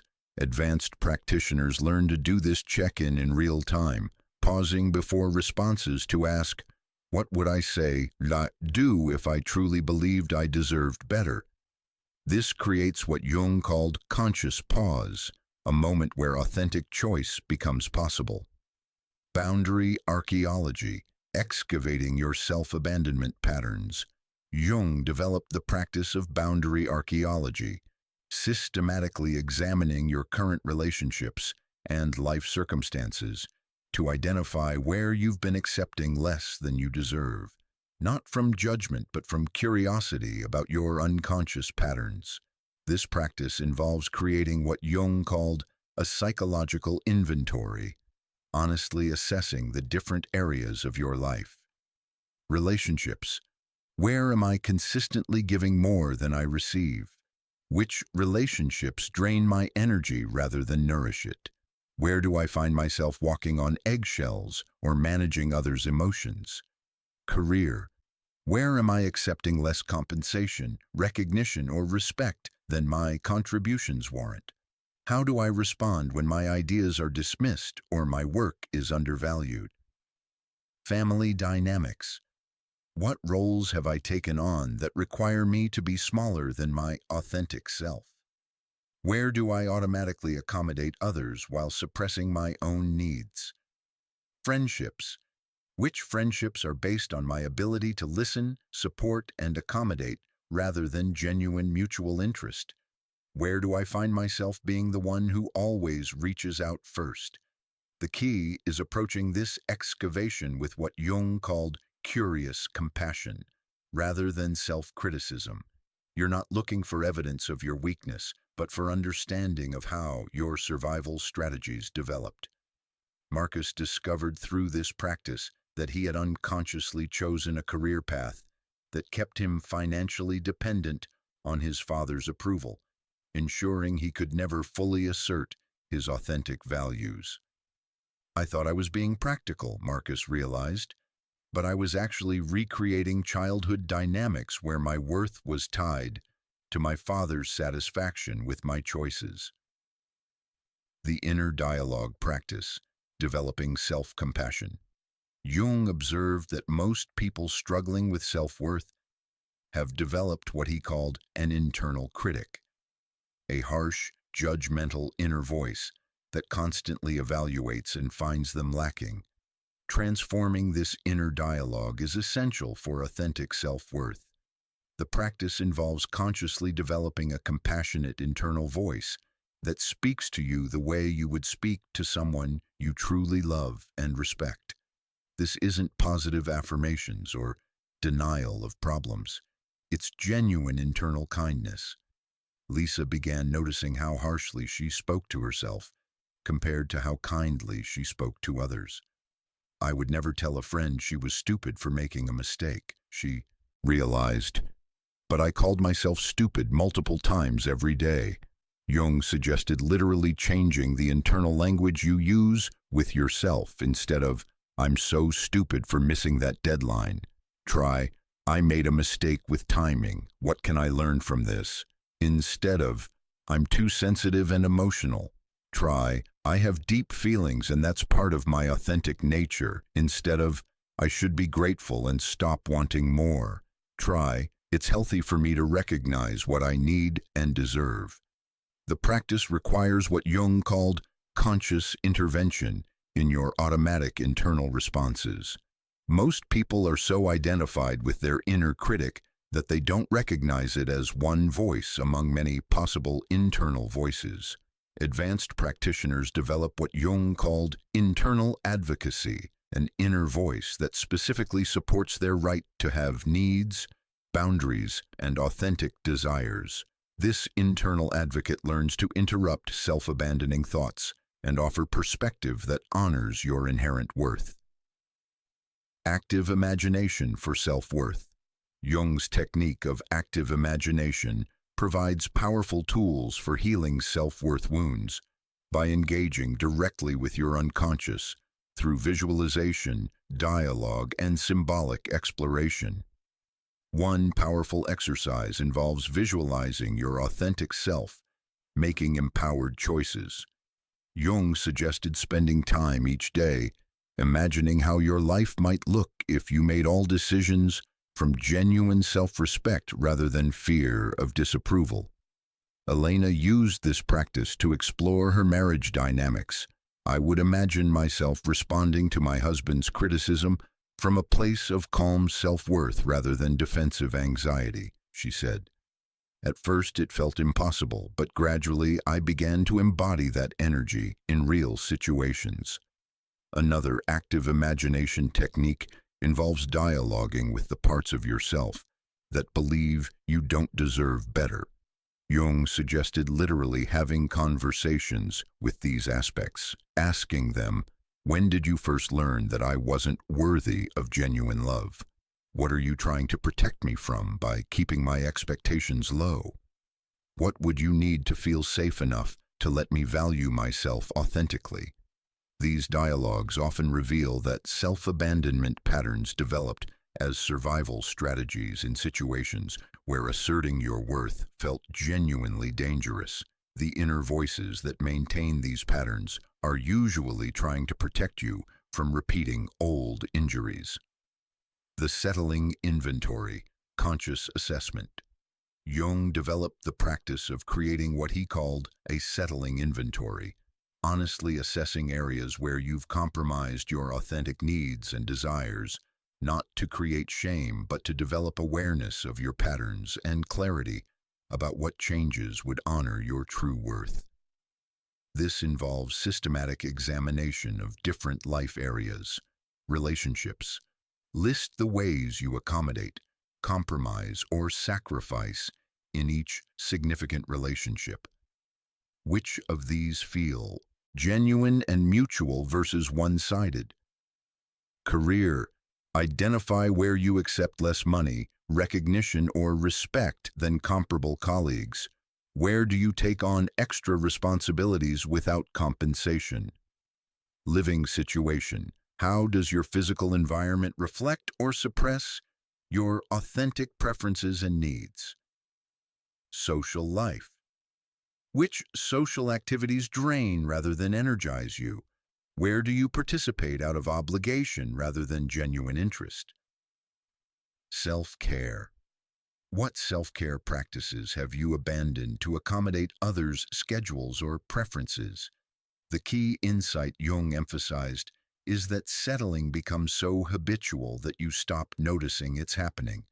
The inventory helps restore conscious awareness of choices that have become automatic. Jennifer's settling inventory revealed that she had been accepting last-minute date changes, paying more than her share of expenses, and consistently choosing restaurants based on her partner's preferences while never expressing her own. I had been so focused on being easygoing that I had made myself invisible in my own relationship, she realized. Energy tracking, using your body's wisdom. Jung recognized that the body often recognizes authentic worth choices before the mind does. He developed the practice of energy tracking, paying attention to how different relationships and situations affect your physical vitality and emotional energy. This practice involves checking in with your energy levels before and after different interactions. After spending time with certain people, do you feel energized or drained? Which activities leave you feeling more yourself versus depleted? What environments make you feel expansive versus contracted? Which conversations leave you feeling seen and valued versus invisible or criticized? Jung understood that authentic self-worth choices typically increase your energy while self-abandonment choices drain it. Your nervous system recognizes the difference between interactions that honor your nature and those that require you to be smaller than you are. Thomas discovered through energy tracking that he felt consistently depleted after family gatherings where he played his familiar role as the accommodating peacekeeper. I always left exhausted and vaguely resentful, he said, but I thought that was just how family visits were supposed to feel. By contrast, Thomas noticed that he felt energized after conversations where he could express his authentic opinions and interests, even when there was disagreement. His body was giving him information about which interactions honored his authentic self. Integration practice, making worth-based decisions. The ultimate practice, Jung endorsed, involves systematically making decisions from authentic self-worth rather than unconscious self-abandonment. This requires what he called conscious choice-making, pausing before decisions to ask what choice would honor your authentic nature. This practice starts with small, low-stakes decisions and gradually builds toward larger life choices. Small decisions: where to eat, what to watch, how to spend your free time. Medium decisions: which social events to attend, how to respond to criticism, when to say no. Large decisions: career changes, relationship boundaries, major life transitions. The key is learning to tolerate the discomfort of choosing authentically when it disappoints others or challenges familiar patterns. Jung understood that this discomfort is temporary but essential for developing genuine self-worth. These practical tools work because they address self-worth at the level where the problem actually exists, not in your circumstances but in your moment-to-moment relationship with yourself. As you develop the capacity to recognize and choose your authentic worth, your external circumstances naturally begin to reflect that internal shift. The practices require patience and self-compassion because you're rewiring neural pathways that may have been established over decades.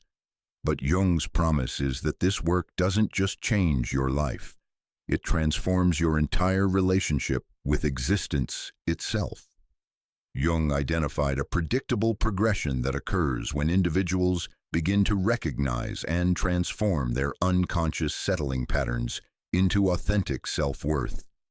Understanding these stages helps navigate the journey and recognize that what feels like crisis is often actually breakthrough.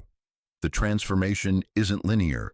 People often cycle through these stages multiple times, each cycle deepening the integration. But recognizing the pattern can help you understand where you are in the process and what's needed for the next phase. Stage 1. The awakening, when the pattern becomes visible. The awakening begins with what Jung called a moment of recognition, often triggered by a particularly egregious example of self-abandonment, where you suddenly see the pattern that has been operating unconsciously for years or decades. This recognition often comes through contrast. Something happens that makes the gap between how you're being treated and how you deserve to be treated so obvious that you can't ignore it anymore. For Rachel, the awakening came during her birthday dinner when her husband spent the entire meal checking his phone and talking about work pressures.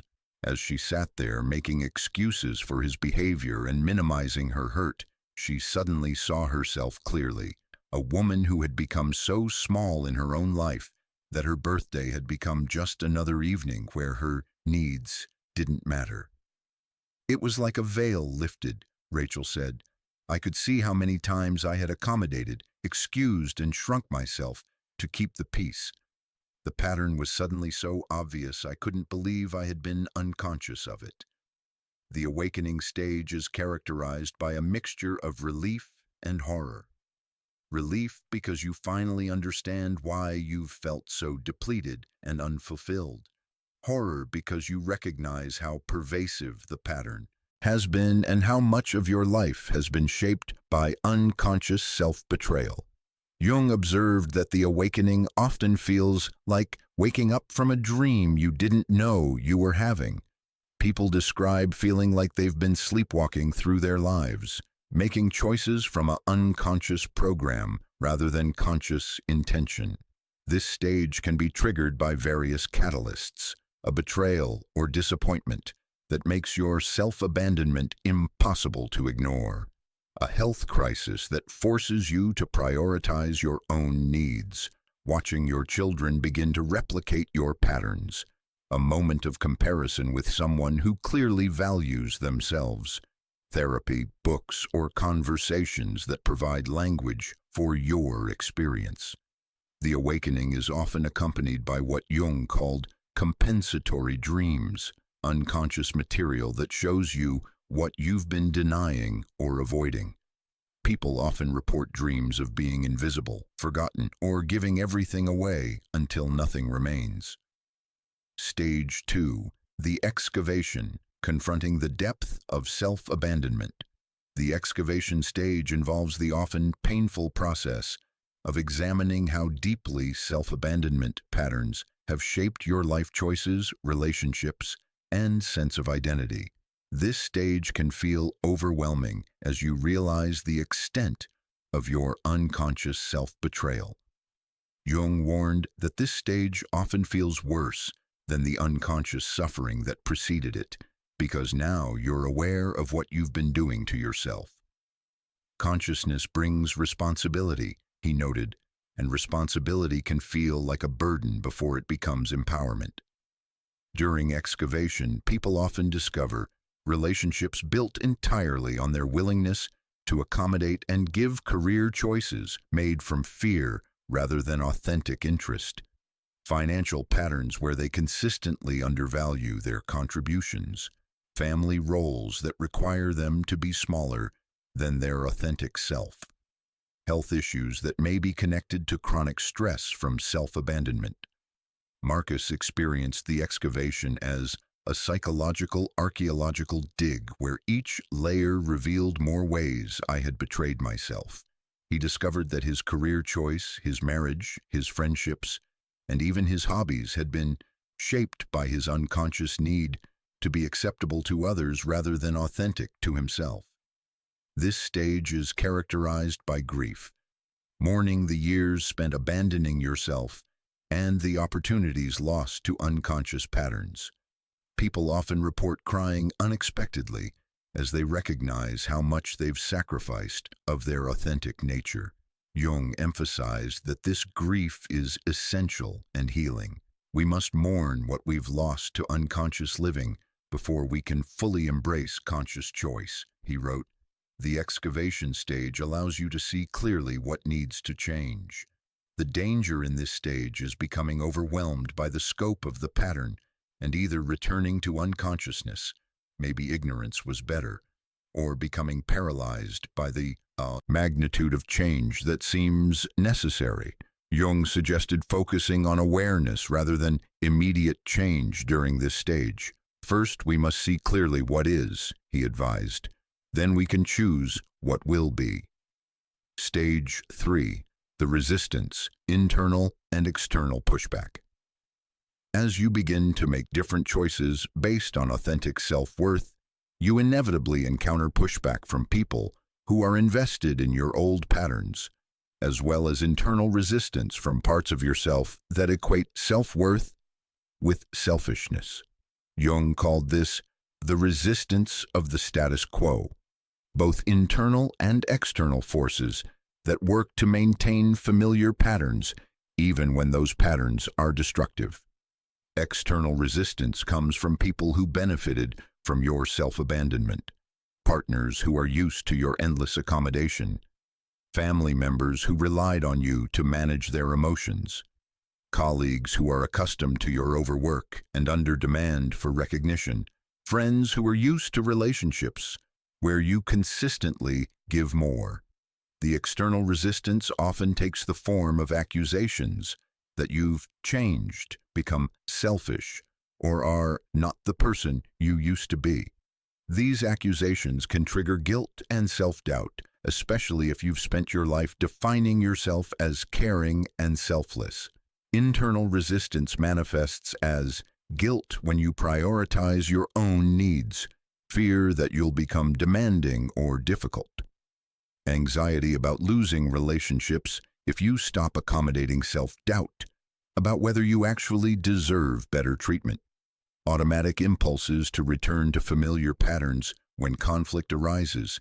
Elena described the resistance stage as feeling like I was learning to use muscles I had never developed. Setting boundaries felt foreign and uncomfortable, like speaking a language she barely knew. Jung observed that the resistance stage is where many people abandon their journey toward authentic self-worth. The discomfort of change combined with external pressure can make unconscious self-abandonment feel easier than conscious self-respect. The key to navigating resistance is understanding that it's temporary and predictable. Jung taught that what resists persists until it's consciously integrated. The resistance isn't evidence that you're on the wrong path. It's evidence that you're changing patterns that have been deeply entrenched. Success in this stage requires what Jung called holding the tension of opposites, maintaining your commitment to authentic self-worth, while also having compassion for the parts of yourself and others that are struggling with the change. Stage 4. The integration, developing new identity. The integration stage represents the gradual development of a new identity organized around authentic self-worth rather than adaptive self-abandonment. This stage involves learning to make consistent choices that honor your true nature while maintaining compassion for others and yourself. Jung described integration as the birth of the authentic self, not creating someone new, but uncovering who you were before you learn to abandon yourself for acceptance.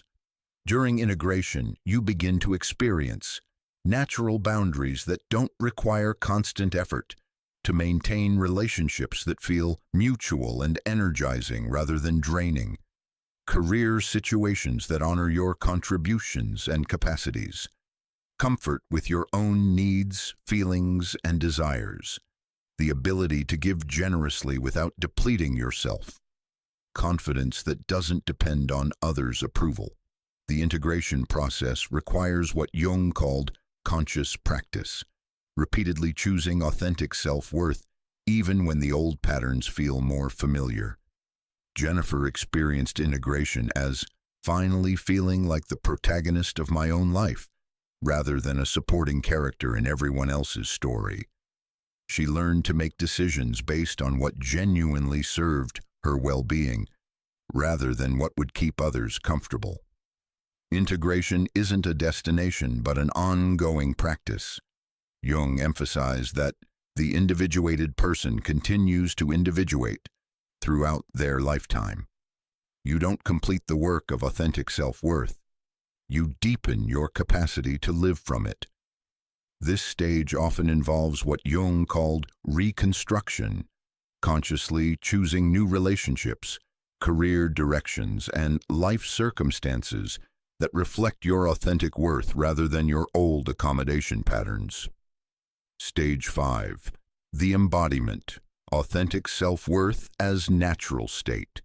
The embodiment stage occurs when authentic self-worth becomes your natural way of being rather than something you have to consciously work at.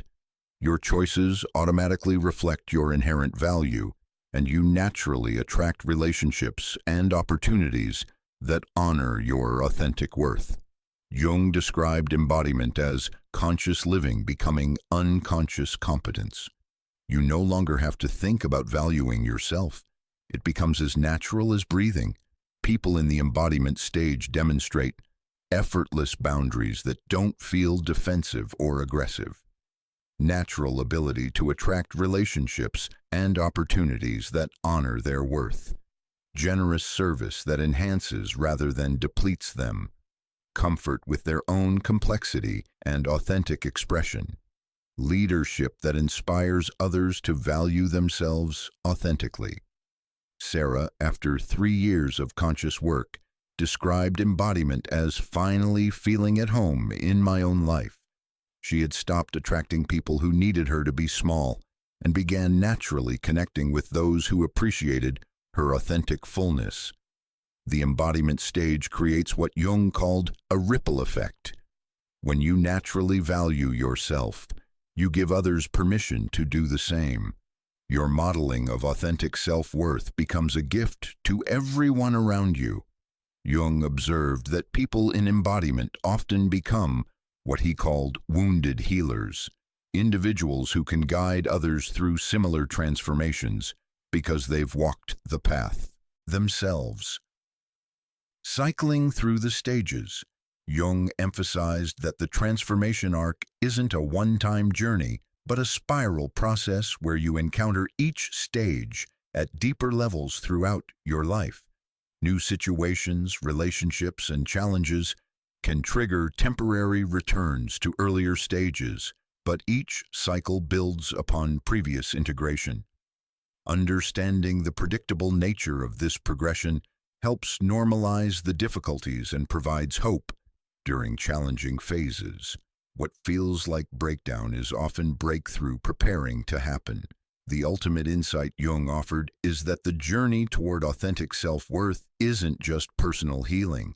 It's a contribution to the healing of our collective human story. Every person who learns to truly value themselves helps heal the cultural patterns that created the self-worth epidemic in the first place. Jung identified several dangerous detours that can derail the journey toward authentic self-worth, often occurring when individuals misunderstand what genuine self-valuation actually means.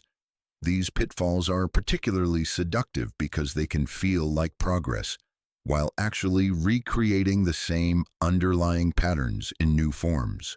Understanding these shadow expressions of self-worth work is crucial because they can trap you in more sophisticated forms of self-abandonment while convincing you that you've achieved authentic self-value.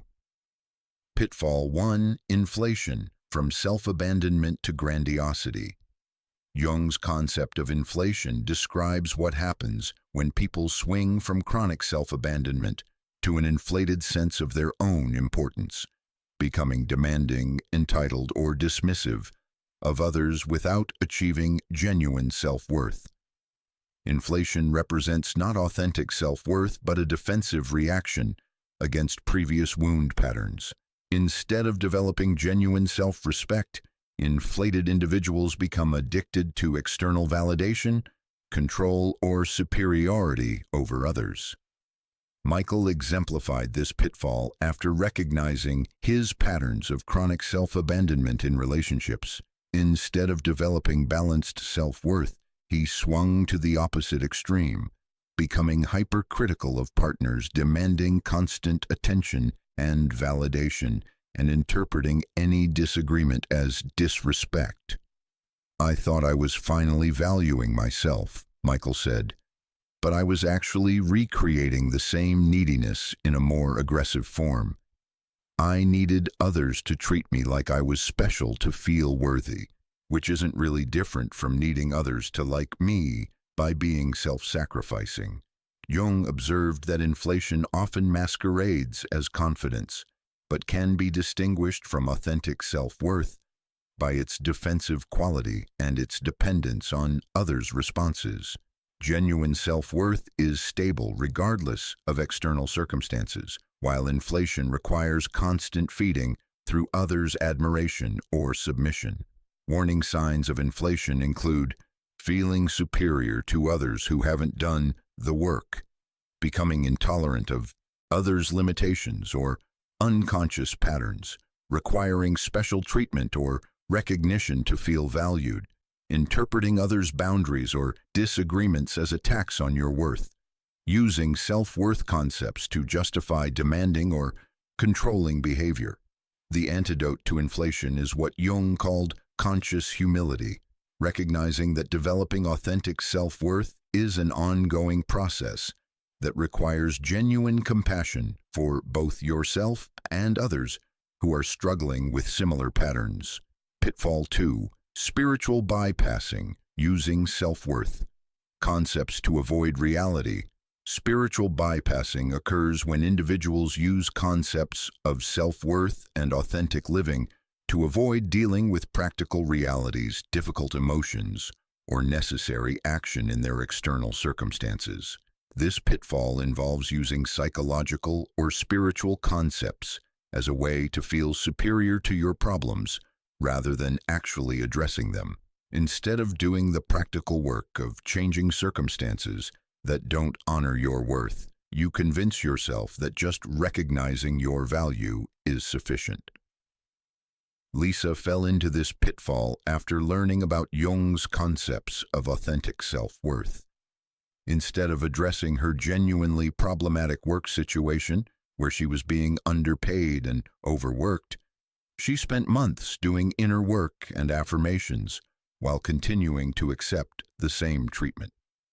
I convinced myself that if I just shifted my internal relationship to the situation, the external circumstances would change, Lisa said. But I was actually using spiritual concepts to avoid the anxiety of having difficult conversations with my boss or the risk of looking for a new job. Jung warned against using psychological insights to avoid practical action. The individuated person engages with the world as it is, he wrote, not as they wish it were. Spiritual bypassing in self-worth work often manifests as using meditation or inner work to avoid setting external boundaries, believing that changing your internal state eliminates the need for practical changes, judging others as unconscious rather than addressing how their behavior affects you. Using concepts of letting go to avoid advocating for yourself in relationships or career, believing that truly enlightened people don't need external validation or fair treatment. The antidote is what Jung called practical mysticism, combining inner work with appropriate external action that honors your authentic worth in the world as it actually exists. Pitfall 3. The pendulum swing, alternating between extremes. Many people fall into what Jung called the pendulum swing, alternating between extreme self-sacrifice and extreme selfishness, without finding the balanced middle path of authentic self-worth that honors both your own needs and genuine care for others. This pitfall occurs when you haven't developed the sophisticated emotional capacity to hold multiple needs simultaneously, yours and others, and instead swing between abandoning yourself and abandoning others. Rebecca's journey exemplified this pattern. After years of chronic self-abandonment in her marriage, she began setting boundaries but couldn't find the middle ground. She alternated between periods of extreme accommodation and periods where she became completely self-focused and dismissive of her husband's needs. I didn't know how to care for myself while still caring for him, Rebecca said. I only knew how to be completely selfless or completely selfish. I couldn't figure out how to honor both of our needs simultaneously. Jung observed that the pendulum swing often occurs when people mistake healthy selfishness, appropriate self-care, and self-advocacy for the kind of unhealthy selfishness that genuinely harms relationships. The pendulum swing manifests as periods of extreme accommodation followed by periods of extreme self-focus, difficulty finding compromise or middle ground solutions, all or nothing thinking about needs and boundaries, guilt about self-care followed by resentment about self-sacrifice, relationships that feel like battlegrounds rather than partnerships. The resolution requires developing what Jung called the transcendent function, the capacity to hold opposites in creative tension rather than choosing one extreme or the other. Pitfall 4. Isolation, mistaking independence for self-worth.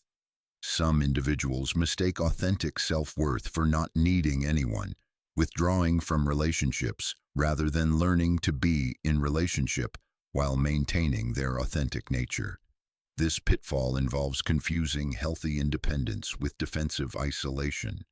Instead of learning to receive care while maintaining boundaries, isolated individuals protect themselves by avoiding meaningful connection altogether. David fell into this pattern after recognizing how much he had abandoned himself in previous relationships.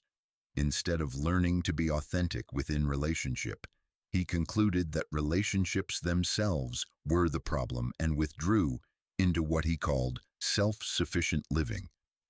I thought I was finally valuing myself by not depending on anyone, David said. But I was actually recreating the same emotional starvation I had experienced in codependent relationships. I was just starving alone instead of starving with someone. Jung understood that authentic self-worth naturally leads to healthier relationships, not isolation from relationship. The individuated person is more capable of genuine intimacy, he wrote, not less. Isolation as a pitfall manifests as pride in not needing anyone or anything from others, avoiding vulnerability or emotional intimacy, using self-sufficiency to avoid the risk of disappointment or hurt, judging people in relationships as codependent or weak, creating identity around being independent rather than authentic. The antidote is recognizing that authentic self-worth includes the capacity to both give and receive care, to be both independent and interdependent as situations require. Pitfall 5. Perfectionism, making self-worth another performance. Perhaps the most subtle pitfall is when the journey toward authentic self-worth becomes another area for perfectionism and self-criticism, creating new ways to feel inadequate based on how well you're doing self-worth rather than accepting it as your natural state. This pitfall transforms self-worth from a recognition of your inherent value into another project to be mastered, creating the same performance pressure that created self-abandonment patterns in the first place. Jennifer fell into this trap by constantly monitoring her progress, criticizing herself for moments of old patterns, and trying to achieve perfect self-worth rather than accepting the ongoing nature of the process. I started judging myself for every moment I reverted to people-pleasing, Jennifer said. I was treating self-worth like another thing I had to be good at instead of recognizing it as something I already possessed. Jung warned that the individuated person doesn't achieve perfection, they achieve authenticity. Self-worth isn't a destination you reach, but a natural state you remember and return to. Perfectionism in self-worth work manifests as harsh self-criticism for moments of old patterns, comparing your progress to others or to idealized standards, trying to earn self-worth through perfect self-care or boundary setting, using self-worth concepts to create new forms of self-judgment, believing that authentic people never struggle or doubt themselves. The antidote is what Jung called imperfect authenticity, accepting that the journey toward genuine self-worth includes setbacks, confusion, and ongoing learning. Integration, avoiding the pitfalls. Jung's ultimate insight about these pitfalls is that they all stem from the same fundamental misunderstanding, treating self-worth as something to be achieved rather than something to be recognized. Authentic self-worth is humble, inclusive, and naturally generous. When the journey toward self-valuation makes you harsh, isolated, superior, or perfectionistic, you've likely fallen into one of these shadow expressions rather than achieving genuine integration. The path through these pitfalls requires what Jung called middle way consciousness, the capacity to hold complexity, nuance, and paradox, rather than swinging between extremes or seeking simple solutions to complex psychological challenges. Remember, you already possess the worth you're seeking to develop. The journey isn't about creating something new, but about removing the obstacles to recognizing what was always true. Sarah's story exemplifies the complete journey from unconscious self-abandonment to authentic self-worth that Jung outlined in his Individuation process, showing how this transformation affects not just the individual, but everyone in their sphere of influence. When Sarah first walked into therapy at 45, she embodied every pattern Jung identified. In his work on self-worth shadows, she had spent 2 decades in a marriage where she consistently prioritized her husband David's needs, career, and preferences, while her own dreams and desires remained perpetually on the back burner. I genuinely believed I was being a good wife and person, Sarah reflected years later. I thought my willingness to sacrifice made me virtuous, loving, and mature. I didn't recognize that I was systematically abandoning myself. The life before unconscious self-betrayal. Sarah's marriage exemplified what Jung called unconscious complementarity, where two people unconsciously agree to maintain each other's psychological patterns. David had learned to expect Sarah's endless accommodation, while Sarah had learned to find identity and purpose through being needed and self-sacrificing. Their relationship had an unspoken agreement. David would be the important one with the demanding career and individual needs, while Sarah would be the supportive one who adapted, accommodated, and ensured his comfort. This arrangement felt natural to both of them because it matched their unconscious beliefs about love and relationships. Sarah's own interests, friendships, and career aspirations had been gradually eroded over the years. When opportunities arose for her to pursue graduate school, travel with friends, or take on leadership roles in her community, there was always a reason why David's needs took precedence. I became an expert at convincing myself that what I wanted wasn't really important, Sarah said. I told myself that marriage required sacrifice, that love meant putting your partner first, that my desires were selfish or impractical. Jung would have recognized Sarah's pattern as what he called anima possession, where the feminine aspect of the psyche becomes identified solely with nurturing others at the expense of the self. Sarah had lost contact with her inner masculine capacity for self-advocacy, goal pursuit, and healthy selfishness. The catalyst. When the pattern became visible. Sarah's awakening came during what seemed like a minor incident, but revealed the entire structure of her self-abandonment. She had spent months planning to return to school for her master's degree in education, researching programs, saving money, and preparing applications. When she finally shared her plans with David, his response was immediate dismissal. He listed practical concerns, the cost, the time commitment, the disruption to their routines, and concluded that it didn't make sense for their family. Sarah found herself automatically agreeing, apologizing for even considering something so disruptive, and abandoning her plans within minutes. But as she hung up the phone, David was traveling for work. Something inside Sarah recoiled. For the first time, she clearly saw the pattern. She was apologizing for wanting something for herself, while David regularly made unilateral decisions about his career, travel, and pursuits, without consulting her at all. I had what Jung called an enantiodromia, a complete reversal of psychological attitude, Sarah said. Suddenly I could see 20 years of this same dynamic playing out in hundreds of different situations. The descent, confronting the depth of self-abandonment. Sarah's journey into consciousness was initially devastating.